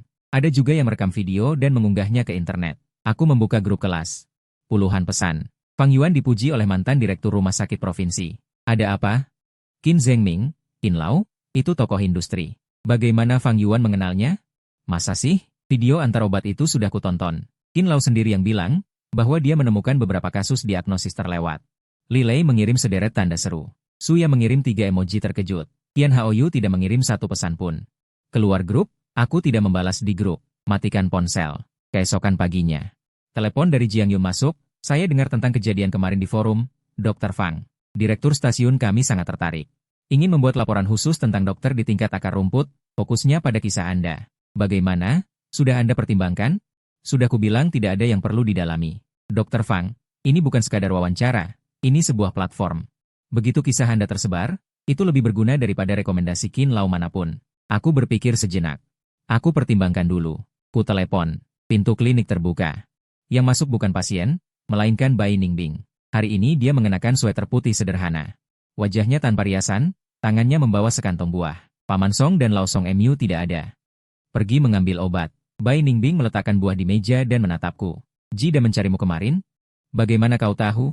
Dia meneleponku pagi ini, mengatakan kau menolak syaratnya. Dia sangat tidak senang. Kapan dia pernah senang? Bai Ningbing tidak tertawa. Fang Yuan, dia akan datang. Apa maksudnya serius? Dia sudah mulai menghubungi pemegang sahamku yang lain. Ingin bersekutu dan menekanku di rapat dewan. Karena aku membuatnya merasa tidak aman karena dirimu. Seseorang yang diakui secara terbuka oleh Pak Tua Qin. Bukan lagi pion yang bisa dia mainkan seenaknya. Dia ingin menekanmu kembali sebelum kau benar-benar berdiri kokoh. Aku berdiri di dekat jendela ruang pemeriksaan. Di luar jendela ada jalan komunitas, para lansia berjemur di bawah sinar matahari. Anak-anak mengejar kucing, sunyi dan biasa, dan dunia di forum industri itu. Benar-benar 2 tempat yang berbeda. Bai Ningbing, aku tidak bisa membantu urusan perusahaanmu, tapi urusan Sian aku yang urus. Bagaimanapun Jida membuat onar, aku akan mundur. Dia menatapku lama. Kau berubah. Apa yang berubah? Dulu, jika ada masalah, kau menanggungnya sendiri tanpa bersuara. Sekarang kau maju ke depan. Sekarang berbeda. Dia menunduk, menatap lantai selama beberapa detik. Fang Yuan, wawancara stasiun TV provinsi. Kau pergi, kau juga tahu masalah ini. Jiang Yun adalah teman kuliahku. Dia bukan wartawan biasa. Dia adalah wakil redaktur saluran kesehatan. Topik yang dia buat, para pemimpin provinsi akan menontonnya. Begitu ceritamu disiarkan, Jida tidak bisa lagi menggunakan taktik diam-diam. Di bawah sinar matahari, dia tidak berani. Aku menatapnya. Kau sudah bicara dengan Jiang Yun? Aku hanya meneleponnya, menyuruhnya memperhatikan konten pelatihan. Sisanya kau sendiri yang mengatakannya. Dia berdiri, merapikan ujung sweaternya. Fang Yuan, aku telah membantumu membuka satu langkah jalan. Tapi jalan itu kau tempuh sendiri. Jalan selanjutnya juga harus kau tempuh sendiri. Dia berjalan ke pintu. Dia menoleh dan menatapku. Xian kemarin menggambar, gambarnya adalah dirimu. Aku dan dia bertiga tinggal di sebuah rumah, dia menggambar matahari di atas rumah. Pintu tertutup. Aku berdiri di dekat jendela lama. Wawancara stasiun TV provinsi ditayangkan pada minggu kedua. Jiang Yun membuat film topik selama 40 menit. Judulnya Dokter Baik di Komunitas. Tidak ada narasi emosional, tidak ada musik latar yang mengharukan. Itulah keseharian saya, mengukur tekanan darah para nenek, mengantarkan obat ke rumah para lansia yang kesulitan bergerak. Seharian duduk di klinik. Di sela-sela itu, saya menceritakan kembali beberapa kasus, termasuk saluran empedu yang terlewat di diagnosis.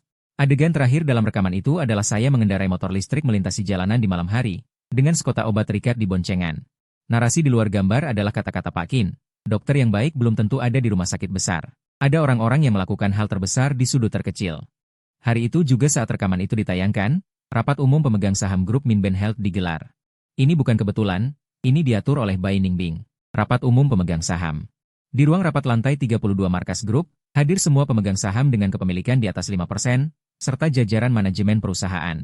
Jida duduk di ujung meja panjang, mengenakan setelan biru tua, kacamata emasnya berkilau. Tampak penuh percaya diri. Di sampingnya duduk dua pria paruh baya, pemegang saham kecil yang sudah ia rangkul. Bai Ningbing duduk di ujung lain meja panjang, mengenakan setelan rok hitam profesional, rambutnya disanggul rapi di belakang kepala. Hanya satu agenda hari ini. Bai Ningbing membuka suara, nadanya tenang namun jelas. Mengenai proposal restrukturisasi Dewan Direksi yang diajukan Tuan Jida. Ningbing, ini bukan restrukturisasi. Jida mendorong kacamatanya. Senyumnya sopan. Ini optimalisasi struktur manajemen. Perusahaan sudah berkembang sebesar ini. Pendiri tidak bisa bertindak sewenang-wenang. Proposal saya sederhana, menambah 2 posisi wakil presiden. Menambah 2 kursi di Dewan Direksi. Kedua kursi itu akan diisi oleh orang yang Anda nominasikan. Bai Ningbing menatapnya. Jida, bukankah lebih baik Anda langsung bilang ingin mengucilkan saya? Ruangan hening. Senyum Jida tetap sama. Ningbing, Anda terlalu sensitif. Saya demi kebaikan perusahaan. Bai Ningbing berdiri. Dia menyalakan proyektor di ruang rapat. Di layar muncul sebuah dokumen, catatan operasi investasi Jida selama 3 tahun terakhir. Melalui perusahaan afiliasi atas namanya, ia mendirikan perantara tersembunyi di berbagai mata rantai-rantai pasokan grup Ningbing. Melalui perusahaan afiliasi atas namanya, di seluruh mata rantai-rantai pasokan grup Ningbing, ia mendirikan perantara tersembunyi. Setiap tahun mengambil selisih biaya 3 hingga 5%, dalam 3 tahun total terkumpul lebih dari 12 juta. Ruang rapat dipenuhi gumaman. Senyum Jida akhirnya retak. Ningbing, dari mana data-data ini? Dari Anda sendiri. Bai Ningbing menatapnya. Tahun lalu, saat Anda meminta saya menandatangani rencana optimalisasi rantai pasokan itu. Saya tidak menandatanganinya. Saya meminta bagian keuangan memeriksanya selama 3 bulan. Setiap transaksi terlacak hingga ke perusahaan afiliasi Anda. Jida berdiri. Hadirin sekalian, Bai Ningbing melakukan ini untuk menyingkirkan saya. Sengaja dibuat-buat. Bai Ningbing menekan remote, layar beralih ke halaman berikutnya. Itu adalah laporan investigasi independen yang distempel oleh lembaga audit. Laporan ini diterbitkan minggu lalu. Audit pihak ketiga independen. Tuan Jida, apakah Anda ingin melihat kesimpulan di halaman 32? Wajah Jida akhirnya berubah. 2 pemegang saham kecil yang telah dia rayu di sampingnya saling melirik. Secara serempak mereka memindahkan kursi mereka ke samping. Jadi, mengenai proposal restrukturisasi Dewan Tuan Jida. Sekarang dilakukan pemungutan suara. Bai Ningbing menatap seluruh ruangan. Yang setuju silakan angkat tangan. Tidak ada satu tangan pun yang terangkat. Yang menentang silakan angkat tangan. Kecuali Jida dan 2 orang di sisinya. Semua pemegang saham lainnya mengangkat tangan. Proposal ditolak. Bai Ningbing menyimpan remote. Selain itu, mengingat masalah transaksi afiliasi Tuan Jida, Dewan Direksi memutuskan untuk memulai proses pembelian kembali 18% saham yang dimilikinya. Tuan Jida, silakan minta pengacara Anda menghubungi tim hukum kami. Jida berdiri di sana. Wajahnya pucat pasi. Dia memandang Bai Ningbing, memandang para pemegang saham yang menjauh darinya. Bibirnya berkedut 2 kali. Bai Ningbing, Anda akan menyesal. Anda sudah mengatakan itu sebelumnya. Bai Ningbing tidak memandangnya. Rapat selesai. Jida membanting pintu pergi. Ruang rapat hening selama beberapa detik. Kemudian terdengar desahan lega. Yao Min berjalan ke samping Bai Ningbing dan berbisik, "Direktur Bai. Program khusus dari stasiun TV provinsi tayang hari ini." Kalimat Tuan Qin dalam tayangan itu telah dibagikan lebih dari 1,7 juta kali di internet. Bai Ningbing melirik layar ponselnya, lalu mengangkat kepalanya, menembus dinding kaca ruang rapat. Memandang cakrawala kota di luar jendela. "Yao Min, buatkan janji untukku. Aku ingin bertemu Tuan Qin." "Bicara apa?" "Kerja sama. Ningbing Group membutuhkan seorang konsultan untuk sistem pelatihan medis tingkat dasar." Yao Min menatapnya. "Anda bermaksud?" Bai Ningbing berbalik. "Fang Yuan tidak seharusnya menghabiskan seluruh hidupnya di klinik komunitas." Jida tidak pergi dengan patuh. Pada hari ketiga setelah rapat umum pemegang saham, dia berada di sebuah klub pribadi di ibu kota provinsi. Menyiapkan meja makan, mengundang 3 orang. Qian Haoyu adalah salah satunya. Berita itu diberitahu oleh Fang Mingyuan kepadaku. "Fang Yuan, Qilei bilang padaku, Qian Haoyu akhir-akhir ini dekat dengan Jida. Minggu lalu mereka bermain golf bersama, kemari makan lagi. Apa hubungannya denganku?" Qilei bilang dia mendengar satu kalimat. Jida berkata pada Qian Haoyu, "Gali masa lalu Fang Yuan." Aku meletakkan stetoskop. "Masa lalu apa? Aku juga tidak tahu. Pikirkan sendiri. Apa yang kau sembunyikan?" Aku pikir, tidak ada. 6 tahun terakhir ini hidupku lebih transparan dari air putih. Pergi kerja, pulang kerja, mengantar obat, membayar utang. Satu-satunya hal yang tidak begitu mulia adalah hari-hari sulit setelah perceraian. Aku pernah menjadi perawat, pernah menjadi kuli angkut, semua pekerjaan kotor dan berat pernah kulakukan. Apa itu bisa disebut sebagai sesuatu yang disembunyikan? Tidak mencuri, tidak merampok, hidup terhormat. Mungkin itu hanya menakut-nakuti. Fang Mingyuan tidak begitu yakin. "Kau hati-hati saja." 2 hari kemudian, Qian Haoyu menghubungiku. Bukan menelepon, dia langsung datang ke klinik. Dia mengenakan sweater kerah tinggi berwarna abu-abu. Dengan syal, seperti orang yang datang untuk berobat. "Fang Yuan, akhir-akhir ini cuaca dingin. Tenggorokanku tidak enak, biar kau periksa." Mendaftar di depan. "Kita sendiri, untuk apa mendaftar?" Dia duduk seenaknya di kursi ruang periksa, menatap sekeliling. "Klinikmu lumayan, bersih dan bersahaja, hanya saja agak kecil. Ada urusan, bicaralah." Qian Haoyu berhenti bercanda, badannya condong ke depan. "Fang Yuan, Jida menyuruhku menyampaikan pesan untukmu. Dia sendiri tidak akan datang. Dia bilang soal kejadian sebelumnya. Itu tindakannya yang gegabah. Dia bersedia berbicara langsung denganmu, untuk meluruskan kesalahpahaman." "Tidak ada kesalahpahaman. Jangan berkata begitu." Qian Haoyu merendahkan suaranya. "Fang Yuan, dengarkan nasihatku. Jida memang dirugikan oleh Bai Ningbing, tapi dia masih punya kartu truf, jaringan pertemanannya. Bukanlah sesuatu yang bisa ditandingi Bai Ningbing. Momentummu sekarang memang bagus, Qin Lao mendukungmu. Stasiun TV provinsi membuat film tentangmu, tapi semua itu palsu. Kelemahanmu yang sebenarnya adalah kau tidak punya apa-apa." "Sudah selesai bicaramu?" Dia mengeluarkan selembar kertas lipat dari sakunya, membukanya, dan meletakkannya di meja. Itu adalah cetakan tangkapan layar. Di atasnya ada sebuah unggahan online, dengan judul, "Mengungkap dokter baik hati yang dipromosikan stasiun TV provinsi." Ternyata dokter palsu yang menipu asuransi. Postingan itu mengatakan bahwa selama aku bekerja di klinik komunitas, aku menyalahgunakan jabatan. Resep palsu, penipuan klaim BPJS, semuanya rekayasa. Tapi detailnya dibuat sangat meyakinkan, bahkan sampai mengarang nama pasien dan kesaksian. Postingan ini masih dalam tahap review. Belum dipublikasikan secara terbuka. Qian Haoyu menatapku, Jida bilang. "Kamu hanya perlu setuju bertemu dengannya, postingan ini tidak akan pernah tayang." Aku menatap kertas itu. Lalu mengangkat kepala menatap Qian Haoyu. "Qian Haoyu, dulu saat magang kau salah memberi resep, hampir membunuh pasien. Siapa yang menutupinya?" Wajahnya berubah. "Sekarang kau datang menyampaikan pesan Jida. Mengancamku dengan fitnah macam ini? Kau pikir kau pantas? Aku tidak mengancammu. Aku hanya mengingatkanmu dengan itikat baik. Itikat baikmu kuterima." Aku mengambil kertas itu. Merobeknya berkali-kali sampai hancur, membuangnya ke tempat sampah. "Kembali dan katakan pada Jida. Silakan saja dia posting. Benar atau salah, aku tidak takut diperiksa." Qian Haoyu berdiri, wajahnya memerah. "Fang Yuan, jangan kau menolak nasihat. Lebih baik kau terima. Kau boleh pergi." Aku mengambil stetoskop. "Panggil pasien berikutnya, Pak Zhang, silakan masuk." Qian Haoyu menggeretakkan gigi, berbalik dan keluar dari klinik. Pintu dibanting keras di belakangnya. Pak Zhang duduk di kursi, melirik ke pintu. Lalu menatapku. "Dokter Fang, siapa orang itu?" Kelihatannya galak sekali. "Tidak apa-apa, pasien yang sudah sembuh." Postingan itu tetap tayang. Keesokan harinya jam 10 pagi.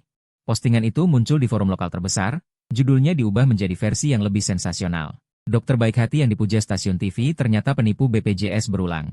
Banyak pasien menuduh secara langsung. Kesaksian pasien di bawah postingan dibuat lebih detail dari versi kemarin. Nama, tanggal, nomor resep, semuanya lengkap. Kolom komentar semuanya menghujatku. Ternyata gosip tidak menakutkan. Orang yang pura-pura baiklah yang paling menakutkan. Apakah stasiun TV buta? Orang seperti ini juga dibuatkan film dokumenter. Kasihan para lansia yang tertipu olehnya. Aku duduk di klinik, menatap layar ponsel. Tidak berkata sepatah pun. Langsung di sampingku, wajahnya bahkan lebih muram dariku. Bajingan itu membuat fitnah, bahkan tidak tahu dasar-dasar. Nomor resep yang disebut di postingan. Ada 2 yang merupakan format sistem lama yang sudah tidak dipakai tahun lalu. Jelas-jelas palsu. Paman Song, tolong bantu saya keluarkan semua catatan resep 4 tahun terakhir. Cetak 1 salinan. Untuk apa? Membuktikan diri tidak bersalah. Kau tidak perlu membuktikan diri. Suara terdengar dari pintu. Jiang Yun mendorong pintu masuk, membawa tablet. Ekspresi wajahnya lebih serius dari yang pernah kulihat. Dr. Fang, saya sudah lihat postingannya. Ini bukan fitnah internet biasa. Ini pencemaran nama baik terorganisir. Kesaksian pasien di postingan adalah skrip yang ditulis sebelumnya. Saya suruh orang periksa akun yang memposting, waktu registrasinya hanya 3 hari yang lalu. Semua akun baru. Bagaimana kau bisa datang? Bai Ningbing menelepon saya. Dia meletakkan tablet di meja, membuka 1 halaman. Tapi saya datang bukan karena teleponnya. Karena kejadian ini kebetulan memberi saya topik yang lebih baik. Topik apa? Kisah lanjutan dokter baik di tingkat akar rumput yang difitnah secara jahat. Liputan lanjutan. Setelah episode film dokumenter sebelumnya ditayangkan. Responsnya sangat baik. Stasiun TV sedang ingin membuat sequel. Postingan ini datang tepat waktu. Dia menatapku. Dr. Fang, kau tidak perlu membuktikan diri tidak bersalah. Orang yang membuat fitnah harus menghadapinya sendiri. Kau hanya perlu melakukan satu hal. Apa itu? Maju ke depan, biarkan pasien yang benar-benar kau sembuhkan berbicara untukmu. Sore harinya, tim Jiang Yun datang dengan 2 kamera, 3 reporter memasang peralatan di klinik komunitas. Setelah berita menyebar, tetangga sekitar berdatangan secara sukarela. Yang pertama masuk ke dalam kamera adalah Pak Zhang. Dr. Fang merawat saya selama 3 tahun, tak kenal hujan atau terik. Musim dingin tahun lalu jam 11 malam. Jantung saya sakit, saya telepon dia. Dalam 5 menit dia sudah sampai di rumah saya dengan sepeda listrik. Kalian bilang dia menipu BPJS? Kalian buta. Yang kedua adalah Huang. Kaki saya sakit, sudah ke 3 rumah sakit besar, semuanya bilang tidak bisa. Dr. Fang yang membantu menemukan masalahnya. Biaya obat saya berkurang setengah. Ini namanya menipu BPJS? Tipu saja BPJS MU. Yang ketiga, keempat, kelima. Sore itu datang lebih dari 20 orang. Lansia, setengah baya, ibu muda, antre di depan kamera, berbicara. Ada yang bicara sambil. Dr. Fang adalah orang baik. Siapa yang memfitnahnya? Siapa yang akan celaka? Aku berdiri di dekat jendela ruang periksa, melihat pemandangan ini. 6 tahun sudah, kupikir. Aku hanya menjalani hari-hari di klinik kecil ini, melakukan hal-hal yang tidak penting. Ternyata tidak. Ternyata begitu banyak orang yang mengingatnya. Jiang Yun mengedit materi sepanjang malam. Keesokan harinya siang.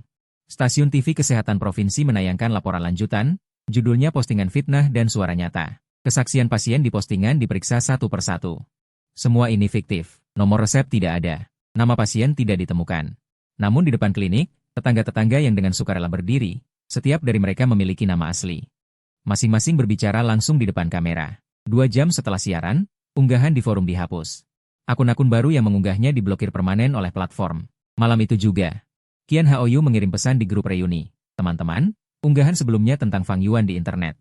Tidak ada hubungannya dengan saya. Saya dengan tegas menyatakan hal ini. Tidak ada yang membalasnya. Karena semua orang tahu apa maksud pernyataan itu. Jida juga tidak bersuara. Dia diam, tapi diamnya bukan berarti menyerah. Dia menunggu kesempatan berikutnya. Langkah Jida selanjutnya lebih cepat dari dugaanku, dan targetnya bukan aku, melainkan Bai Ningbing. Peristiwa itu terjadi pada jamuan malam tahunan ucapan terima kasih mitra Ningbing Group. Tempatnya di ballroom hotel bintang 5 terbesar di kota. Yang hadir meliputi semua mitra inti grup, perwakilan asosiasi pemasok, dan beberapa media. Bai Ningbing menyuruh Yao Min mengirimiku undangan. Bu Bai bilang kamu adalah ayah Xian. Jadi di acara-acara penting grup selanjutnya kamu harus hadir. Aku mengenakan setelan gelap yang dipinjamkan Fang Mingyuan, merapikan rambut. Bayangan di cermin tampak lumayan. Bukannya seperti dokter klinik komunitas, malah seperti orang yang datang untuk wawancara kerja. Sampai di ballroom, sudah setengah tamu hadir. Bai Ningbing berdiri di pintu menyambut, ditemani Yao Min dan beberapa eksekutif. Hari itu dia mengenakan gaun panjang biru tua, dengan anting mutiara kecil di telinganya. Penampilannya anggun dan dingin. Saat melihatku, matanya berhenti 2 detik. Kamu datang, setelanmu itu punya Fang Mingyuan. Kelihatan, lengannya kepanjangan 2 cm. Aku menunduk melihat. Memang tidak masalah, malam ini kamu berdiri di sudut saja. Sudut bibirnya bergerak. Seperti ingin tersenyum, tapi tidak jadi. Setelah jamuan dimulai. Semua berjalan normal. Pidato, bersulang, basa-basi, jabat tangan. Prosedur standar bisnis sosial. Aku berdiri di sudut, memegang segelas jus, mengamati seluruh ruangan. Jida tidak datang, tapi bayangannya hadir. Jamuan berlangsung setengah. Seorang wanita berpakaian setelan gelap menghampiri Bai Ningbing dan menyerahkan sebuah kartu nama. Bu Bai, saya Zhao Ting dari Taman Industri Medis Kota Timur, asisten bisnis Tuan Jida. Tuan Ji tidak bisa hadir karena urusan pribadi. Dan meminta saya menyampaikan salam. Tuan Ji sudah bukan pemegang saham grup kami lagi. Bai Ningbing menatap kartu nama itu. Tidak menerima salamnya. Tidak perlu. Zhao Ting tersenyum, tanpa mundur. Bu Bai, Tuan Ji juga meminta saya membawakan sesuatu. Dia mengeluarkan amplop dari tas tangannya dan meletakkannya di meja di depan Bai Ningbing. Tuan Ji bilang, dokumen ini pasti ingin dilihat Bu Bai. Disarankan dibuka saat tidak ada orang lain. Setelah berkata, dia berbalik dan pergi. Bai Ningbing menatap amplop itu. Yao Min maju selangkah. Berbisik, Bu Bai, apakah saya perlu memeriksanya dulu? Tidak perlu. Bai Ningbing mengambil amplop itu. Membukanya. Di dalam ada beberapa foto. Foto aku dan Bai Ningbing berbicara di depan pintu taman. Terambil sangat jelas. Juga foto saya menjemput Fang Xian pulang sekolah, serta foto saya keluar masuk gedung Ningbing Group. Di bawah setiap foto tercetak sebaris tulisan, hubungan pribadi pendiri Ningbing Health Group dengan dokter kurir klinik komunitas. Apakah mempengaruhi keputusan grup? Bai Ningbing selesai melihat foto, wajahnya tidak berubah sama sekali. Dia memasukkan foto kembali ke amplop, menyimpannya di tas tangan. Yao Min, bantu saya periksa. Apakah ada media yang diatur Jida di ballroom ini?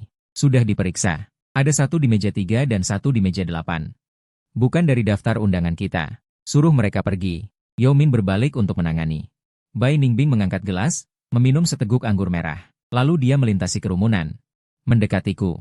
Melihatku, dia bertanya, kamu lihat? Takut? Menurutmu? Dia menatapku. Cahaya lampu menyorot wajahnya. Di matanya ada sesuatu yang tidak bisa ku mengerti. Fang Yuan, dia ingin aku secara terbuka menjauh darimu di acara ini. Selama malam ini aku tidak bicara padamu, tidak menatapmu, foto-foto itu tidak akan berbisa.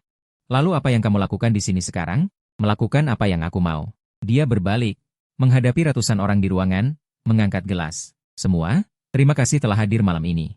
Ada kabar pribadi yang ingin kubagikan. Ruangan hening. Semua mata tertuju padanya. Banyak dari kalian yang tahu aku punya anak laki-laki berusia 6 tahun, tapi jarang yang tahu siapa ayahnya. Dia berhenti sejenak. Hari ini, dia hadir. Dia menoleh ke arahku. Fang Yuan, ayah dari anakku, juga satu-satunya pria yang kuakui.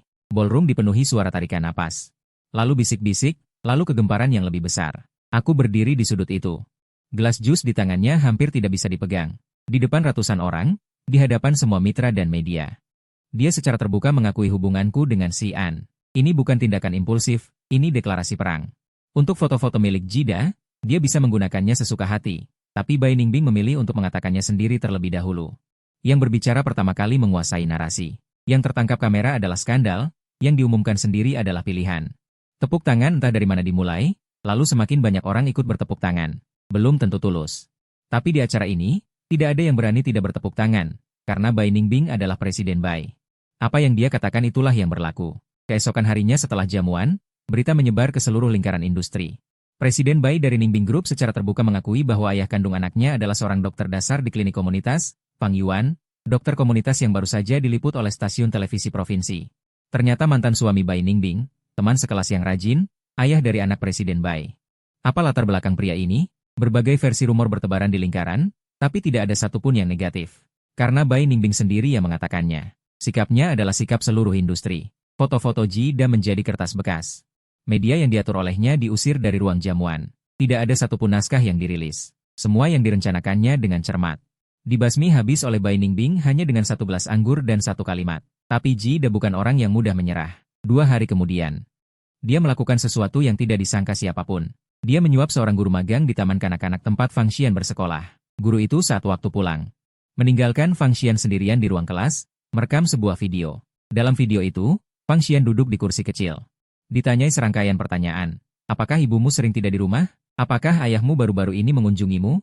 Apakah kamu sering sendirian? Jawaban Fang Xian terputus-putus, agak panik. Ibu kadang lembur. Ayah dulu tidak ada, sekarang ada.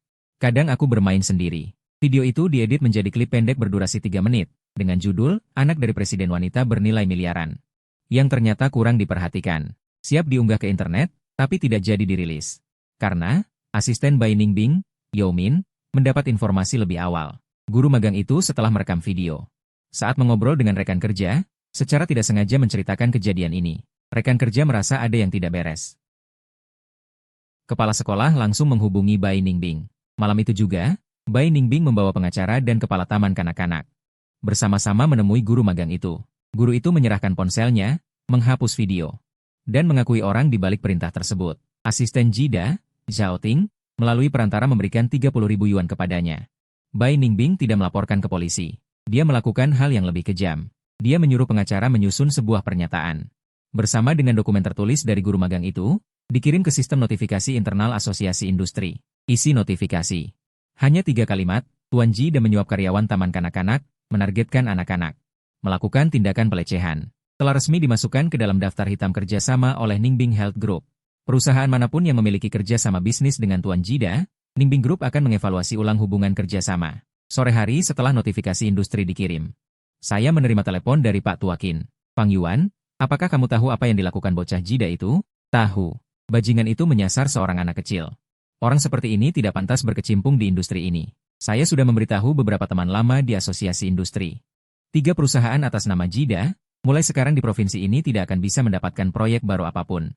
Pak Tuakin, terima kasih. Untuk apa berterima kasih? Jika ayahmu tahu ada orang yang menggunakan trik kotor seperti ini pada cucunya, dia akan bangkit dari peti mati. Setelah menutup telepon, saya mengendarai sepeda listrik ke rumah Bai Ningbing. Pintu dibukakan oleh Si An. Ayah, dia melompat ke arahku, kedua lengannya melingkari kakiku. Aku menggendongnya, masuk ke dalam rumah. Bai Ningbing duduk di sofa. Di atas meja di depannya berserakan setumpuk dokumen. Dia melihatku, melirik sekilas. Kau datang. Si An, tidak takut, kan? Tidak. Saat guru itu merekam video. Dia tidak tahu apa yang terjadi, mengira itu adalah permainan. Si An menggeliat dalam pelukanku. Ayah, guru itu menyuruhku menjawab pertanyaan. Aku kira itu ujian. Bagaimana jawabanku? Aku mengelus kepalanya. Jawabanmu bagus. Aku menurunkan Si An, menyuruhnya bermain. Aku duduk di seberang Bai Ningbing. Soal Jida, bagaimana rencanamu untuk menyelesaikannya? Sudah selesai. Begitu notifikasi industri keluar, dia sudah habis di provinsi ini.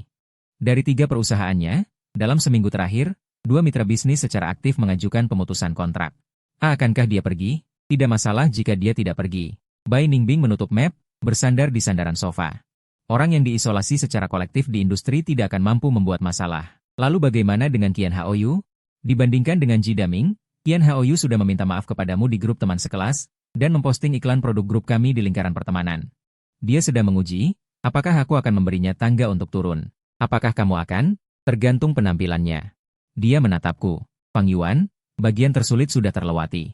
Tapi masih ada satu masalah yang belum terselesaikan. Apa ibuku? Ibu Bai Ningbing? Bai Huifang? Dulu aku panggil dia Tante Bai. Dulu dialah dalang di balik perceraian. 6 tahun lalu dia memberi Bai Ningbing ultimatum. Gugurkan bayi itu. Tapi dia juga tidak memberitahu aku soal bayi itu. Berapa banyak tekanan dari Bai Huifang? Berapa banyak pilihan Bai Ningbing sendiri? Sekarang sudah tak jelas lagi. 3 hari kemudian Bai Huifang datang, tanpa memberi kabar.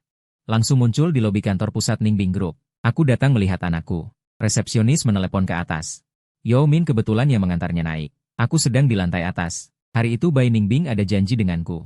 Membahas urusan Si An masuk SD. Saat Yao Min mendorong pintu kantor, aku sedang duduk di sofa. Bai Ningbing duduk di belakang meja kerja. Bai Huifang masuk dan langsung melihatku. Dia tertegun sesaat, lalu raut mukanya berubah. Bai Ningbing, suaranya tinggi dan dingin. Kau bergaul lagi dengan dia? Bai Ningbing meletakkan pulpennya, berdiri. Bu, duduklah. Aku tidak mau duduk. Jawab aku, apa kau bersama pria itu lagi? Bai Huifang menunjuk ke arahku. Ujung jarinya gemetar. Aku sudah lihat pemberitahuan forum industri, dan kudengar juga kejadian di jamuan itu. Kau mengakui di depan banyak orang kalau dia ayah Si An. Kau gila? Ayah Si An memang dia. Apa gilanya itu? Lalu kenapa dulu kau bercerai? Apa kau lupa kondisi keluarganya? Penuh hutang, 1 orang sakit, ibunya bahkan tak bisa menghidupi dirinya sendiri. Sekarang kau pengusaha dengan kekayaan miliaran. Kau dengannya? Apa pantas? Suara Bai Huifang bergema di kantor. Yao Min diam-diam keluar. Sambil menutup pintu, aku berdiri. Tante Bai, jangan panggil aku tante. Bai Huifang berbalik tajam ke arahku. Pang Yuan, apa muka kau memanggilku tante? Dulu kau yang mencelakai anakku. Dia sudah menderita begitu banyak, sekarang kau kembali. Mau apa kau? Mau makan enak tanpa kerja? Mau bangkit lewat anakku? Setiap kata terdengar tidak enak. Setiap kata membawa prasangka dan stigma dari 6 tahun lalu. Aku menatapnya. Dia sudah tua, rambutnya diwarnai. Tapi akar rambutnya putih. Keriput di wajahnya jauh lebih dalam dari 6 tahun lalu. Dia memakai mantel yang pantas. Menyandang tas yang kelihatan tidak murah. Tapi ekspresinya persis seperti 6 tahun lalu. Keyakinan merendahkan dari atas ke bawah. Aku akan selalu di bawahnya. Ekspresi putrinya. Tante Bai, soal 6 tahun lalu, kau yang berkuasa. Suaraku tidak keras. Tapi soal setelah 6 tahun ini, seharusnya Ningbing yang memutuskan. Jangan kau beri aku omong kosong. Urusan Ningbing tidak perlu kau campuri. Bu, Bai. Ningbing angkat bicara. Suaranya tidak berat, tapi Bai Huifang tanpa sadar tutup mulut. Dulu 6 tahun lalu kau suruh aku gugurkan bayi. Aku tidak ikuti. 3 tahun lalu kau suruh aku kirim Xian pergi, aku juga tidak ikuti. Hari ini kau datang suruh aku putus hubungan dengan Fang Yuan, tetap saja aku tidak akan ikuti. Kau, Bai Huifang marah sampai tangannya gemetar. Aku membesarkanmu, membiayai sekolahmu, ini balasanmu padaku? Kau membiayai sekolahku, aku bersyukur. Tapi hidupku bukan milik kau. Bai Ningbing berjalan ke depan Bai Huifang. Bu, kukatakan sekali, dengar baik-baik. Fang Yuan adalah ayah Xian. Fakta itu tidak bisa diubah. Sekarang dia adalah murid yang diakui Qin Lao, dokter akar rumput yang diliput TV provinsi. Kedepannya dia akan berdiri kokoh di industri ini. Kau tidak suka, bisa tidak bertemu. Tapi kau tidak berhak memintaku putus hubungan dengannya. Bibir Bai Huifang bergetar lama. Sayapmu sudah keras. Iya, aku tidak mau kau terus memutuskan untukku. Bai Huifang berdiri di tengah kantor, tangan mencengkeram tali tas. Wajahnya merah dan pucat silih berganti. Dia memandang Bai Ningbing, lalu memandangku. Kemudian berbalik, menarik pintu dan pergi. Pintu dibanting keras. Bai Ningbing berdiri di tempat lama tak bergerak. Aku berjalan ke sisinya. Tidak apa-apa, dia tidak bicara. Tapi kulihat jari-jarinya yang menggenggam gemetar. Setelah beberapa saat, dia angkat bicara. Dulu 6 tahun lalu saat dia memaksaku bercerai. Juga pergi dengan membanting pintu seperti ini. Kali ini beda. Apa bedanya? Kali ini kau tidak menanggung sendiri. Dia menoleh ke arahku. Di mata yang biasanya tajam itu. Tiba-tiba muncul sedikit kehangatan yang sangat samar. 3 hari setelah Bai Huifang pergi, dia melakukan sesuatu yang tidak terduga. Dia pergi ke klinik komunitas. Lao Song sedang memeriksa pasien. Saat pintu didorong. Dia mendongak melihat seorang wanita paruh baya bermantel, berdiri di ambang pintu, wajah enggan. Maaf, Dokter Fang ada? Lao Song menatapnya. Kamu, aku mantan ibu mertuanya. Pena di tangan Lao Song hampir jatuh. Fang Yuan, keluargamu datang. Aku keluar dari ruang obat. Melihat Bai Huifang berdiri di pintu klinik. Aku menoleh sekeliling. Ruang periksa tak sampai 30 meter persegi. Meja kerja tua, rak penuh botol obat, spanduk penghargaan menempel di dinding. Ekspresi wajahnya sangat rumit. Bibi Bai, jangan panggil saya Bibi. Saya datang bukan untuk mencari Anda.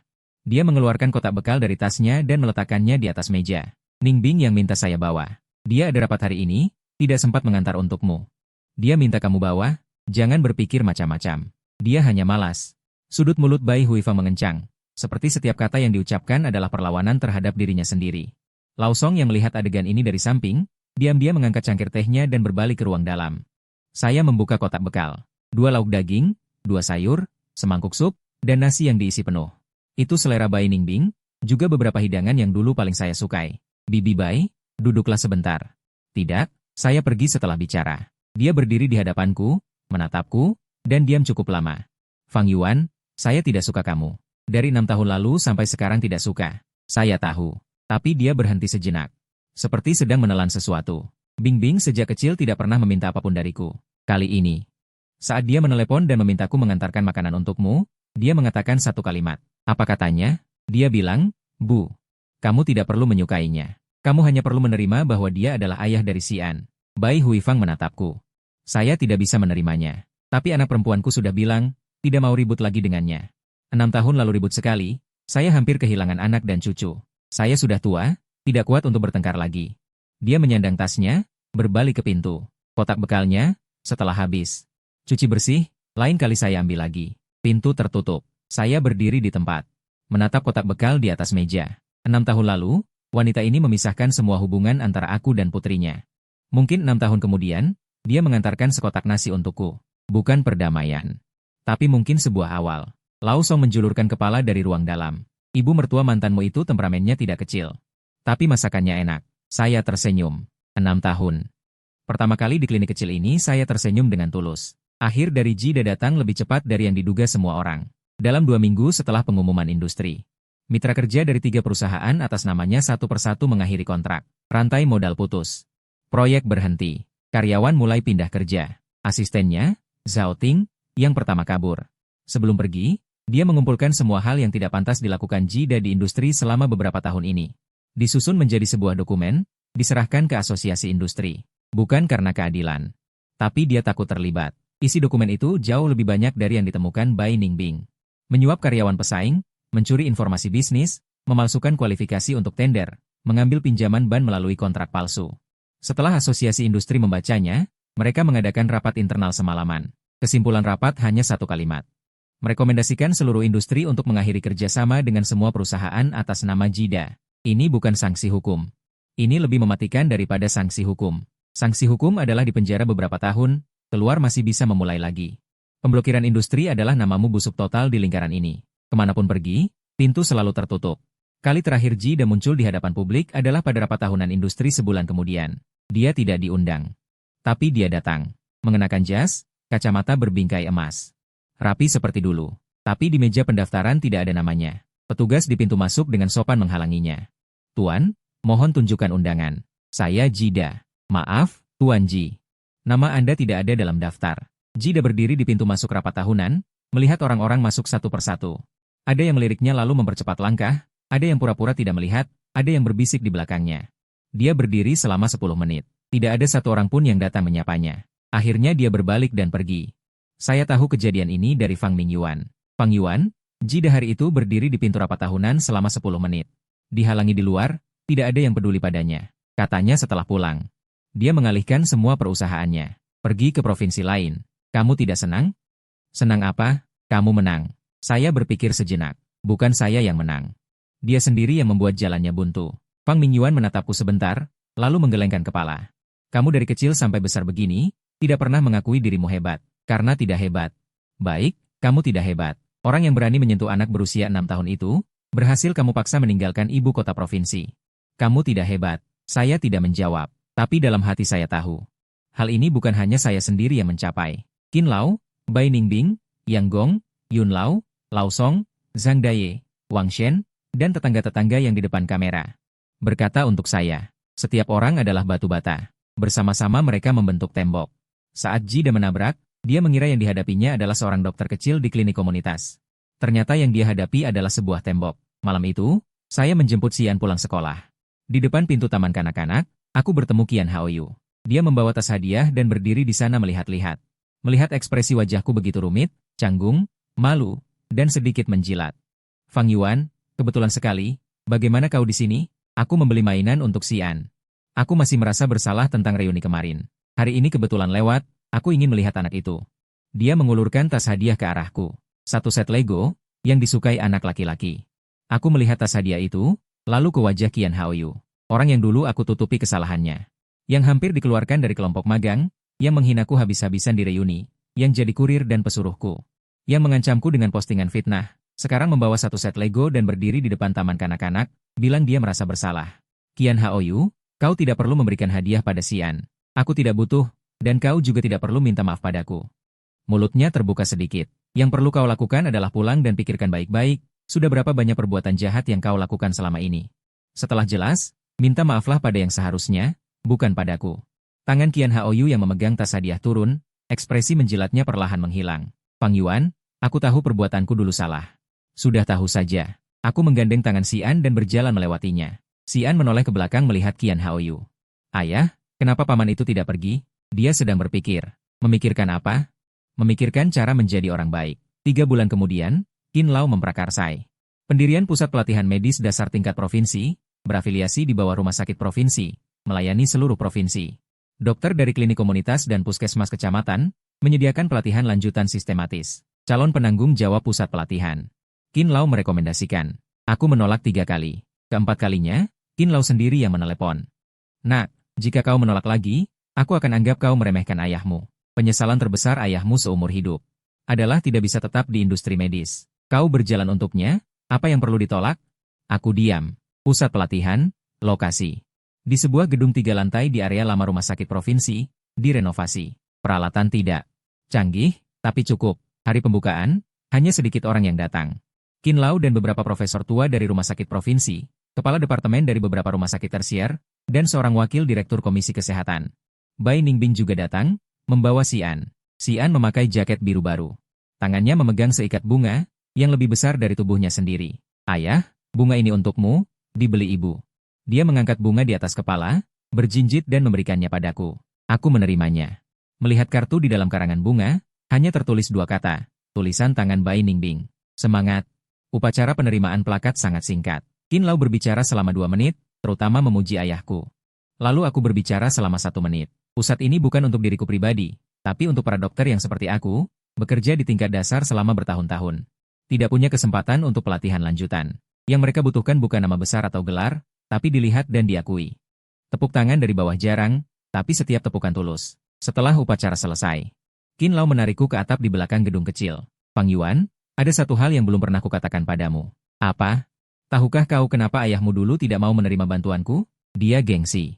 Tidak sepenuhnya. Qin Lao mengeluarkan amplop kuning dari sakunya, memberikannya padaku. Ini surat yang ditulis ayahmu sebulan sebelum pergi, dititipkan orang untukku.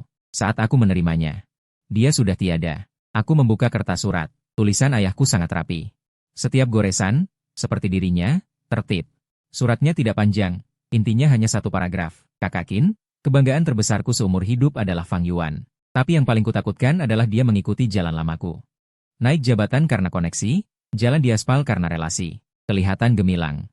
Sebenarnya hati kosong. Aku lebih baik dia menderita beberapa tahun, berdiri sendiri. Berdiri dengan kokoh. Saat dia sudah mengandalkan kemampuannya sendiri, berhasil membuat nama. Baru kau bantu dia. Membantu dengan hati yang tenang. Aku membaca 2 kali.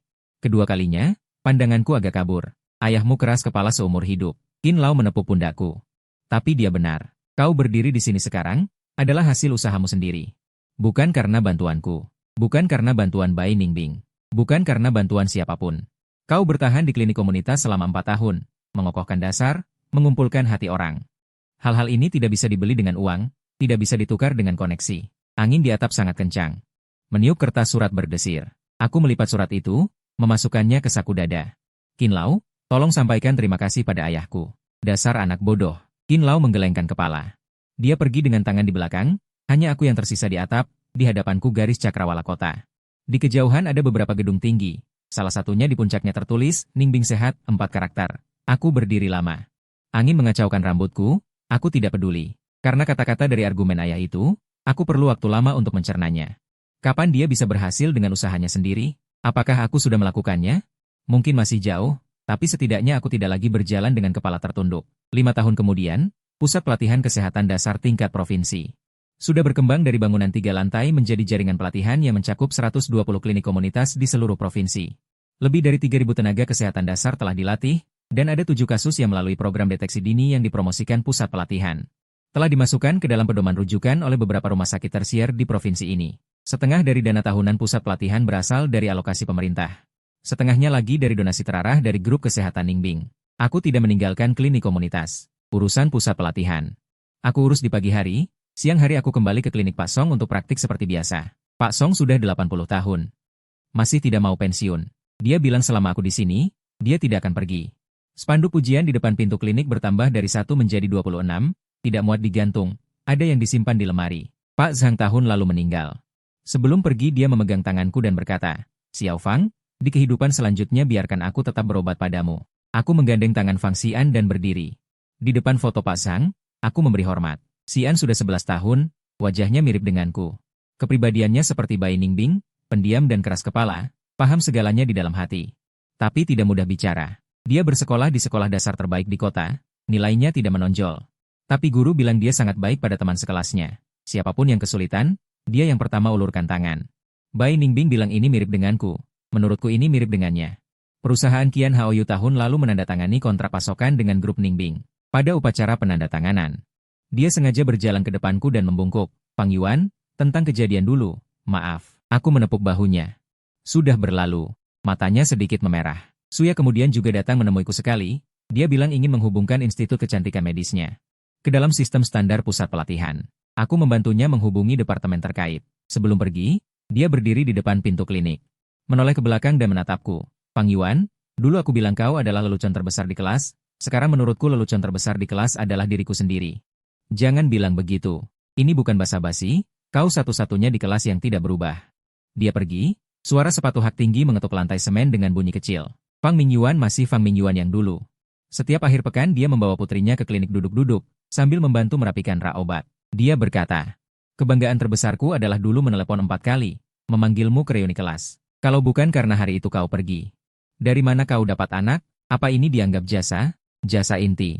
Nilai pasar perusahaan Bai Ningbing sudah melampaui 300 juta. Dia mulai mengerjakan proyek jaringan data kesehatan dasar seluruh provinsi. Bekerja sama secara mendalam dengan pusat pelatihan. Saat rapat, dia duduk di satu ujung meja rapat. Aku duduk di ujung lain. Dia berkata, Direktur Fang, bagaimana menurutmu? Nada suaranya resmi, wajahnya tanpa ekspresi. Tapi setelah bubar, dia akan menungguku di lorong, nanti malam jemput Xian, lalu makan bersama. Baik, hari ini dia bilang ingin makan iga asam manis. Kalau begitu buat saja. Kau yang buat, kau juga bisa buat. Aku tidak bisa masak. Kalau begitu aku yang buat. Kami berjalan seperti itu di lorong gedung perkantoran. Berdampingan, tidak bergandengan tangan, tidak berkata manis, seperti dua mitra bisnis mendiskusikan menu makan malam hari ini. Tapi aku tahu, dia tahu, dan Xian juga tahu, lukisan matahari di ruangan itu. Akhirnya menjadi kenyataan. Bai Huifang kemudian setiap minggu datang ke klinik sekali, secara formal untuk mengambil kotak makan. Tapi setiap kali datang duduk setengah jam, minum teh, ngobrol sebentar dengan Pak Song. Dari awal sampai akhir dia tidak pernah memanggilku menantu. Bulan lalu pada pesta ulang tahun Xian, dia duduk di sebelahku, mengambil sepotong iga ke mangkuku. Makan banyak-banyak, kurus kayak monyet. Xian di samping tertawa, nenek sayang ayah. Bai Huifang mukanya tidak enak, siapa yang sayang dia, hanya buang-buang makanan. Aku menunduk makan iga, tidak bicara, tapi sudut bibirku sedikit terangkat. Malam harinya aku dan Bai Ningbing berdiri di balkon. Xian sudah tidur setelah selesai PR, rumah hening. Lampu malam kota menyala satu persatu di kejauhan. Fang Yuan, pernahkah kau berpikir, kalau 6 tahun lalu aku tidak pergi, bagaimana jadinya sekarang? Tidak pernah. Kenapa? Pikiran juga sia-sia, jalan yang sudah ditempuh tidak bisa kembali. Dia melihat lampu di kejauhan. Lalu kau menyesal? Menyesal apa?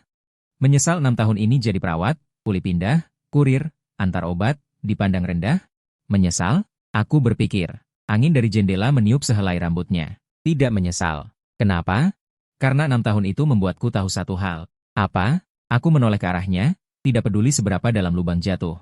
Selama masih terus mendaki, tidak ada yang berhak menertawakan. Bai Ningbing menatapku. Di mata yang dulu begitu dingin hingga orang takut mendekat, kini ada cahaya yang lembut. Dia tidak berbicara. Tapi dia mengulurkan tangan, menyentuh punggung tanganku dengan ringan. Sangat ringan, seperti segelas anggur merah yang dulu dia halang untukku 6 tahun lalu. Tanpa suara, tapi aku tahu dia ada di sana, selalu ada.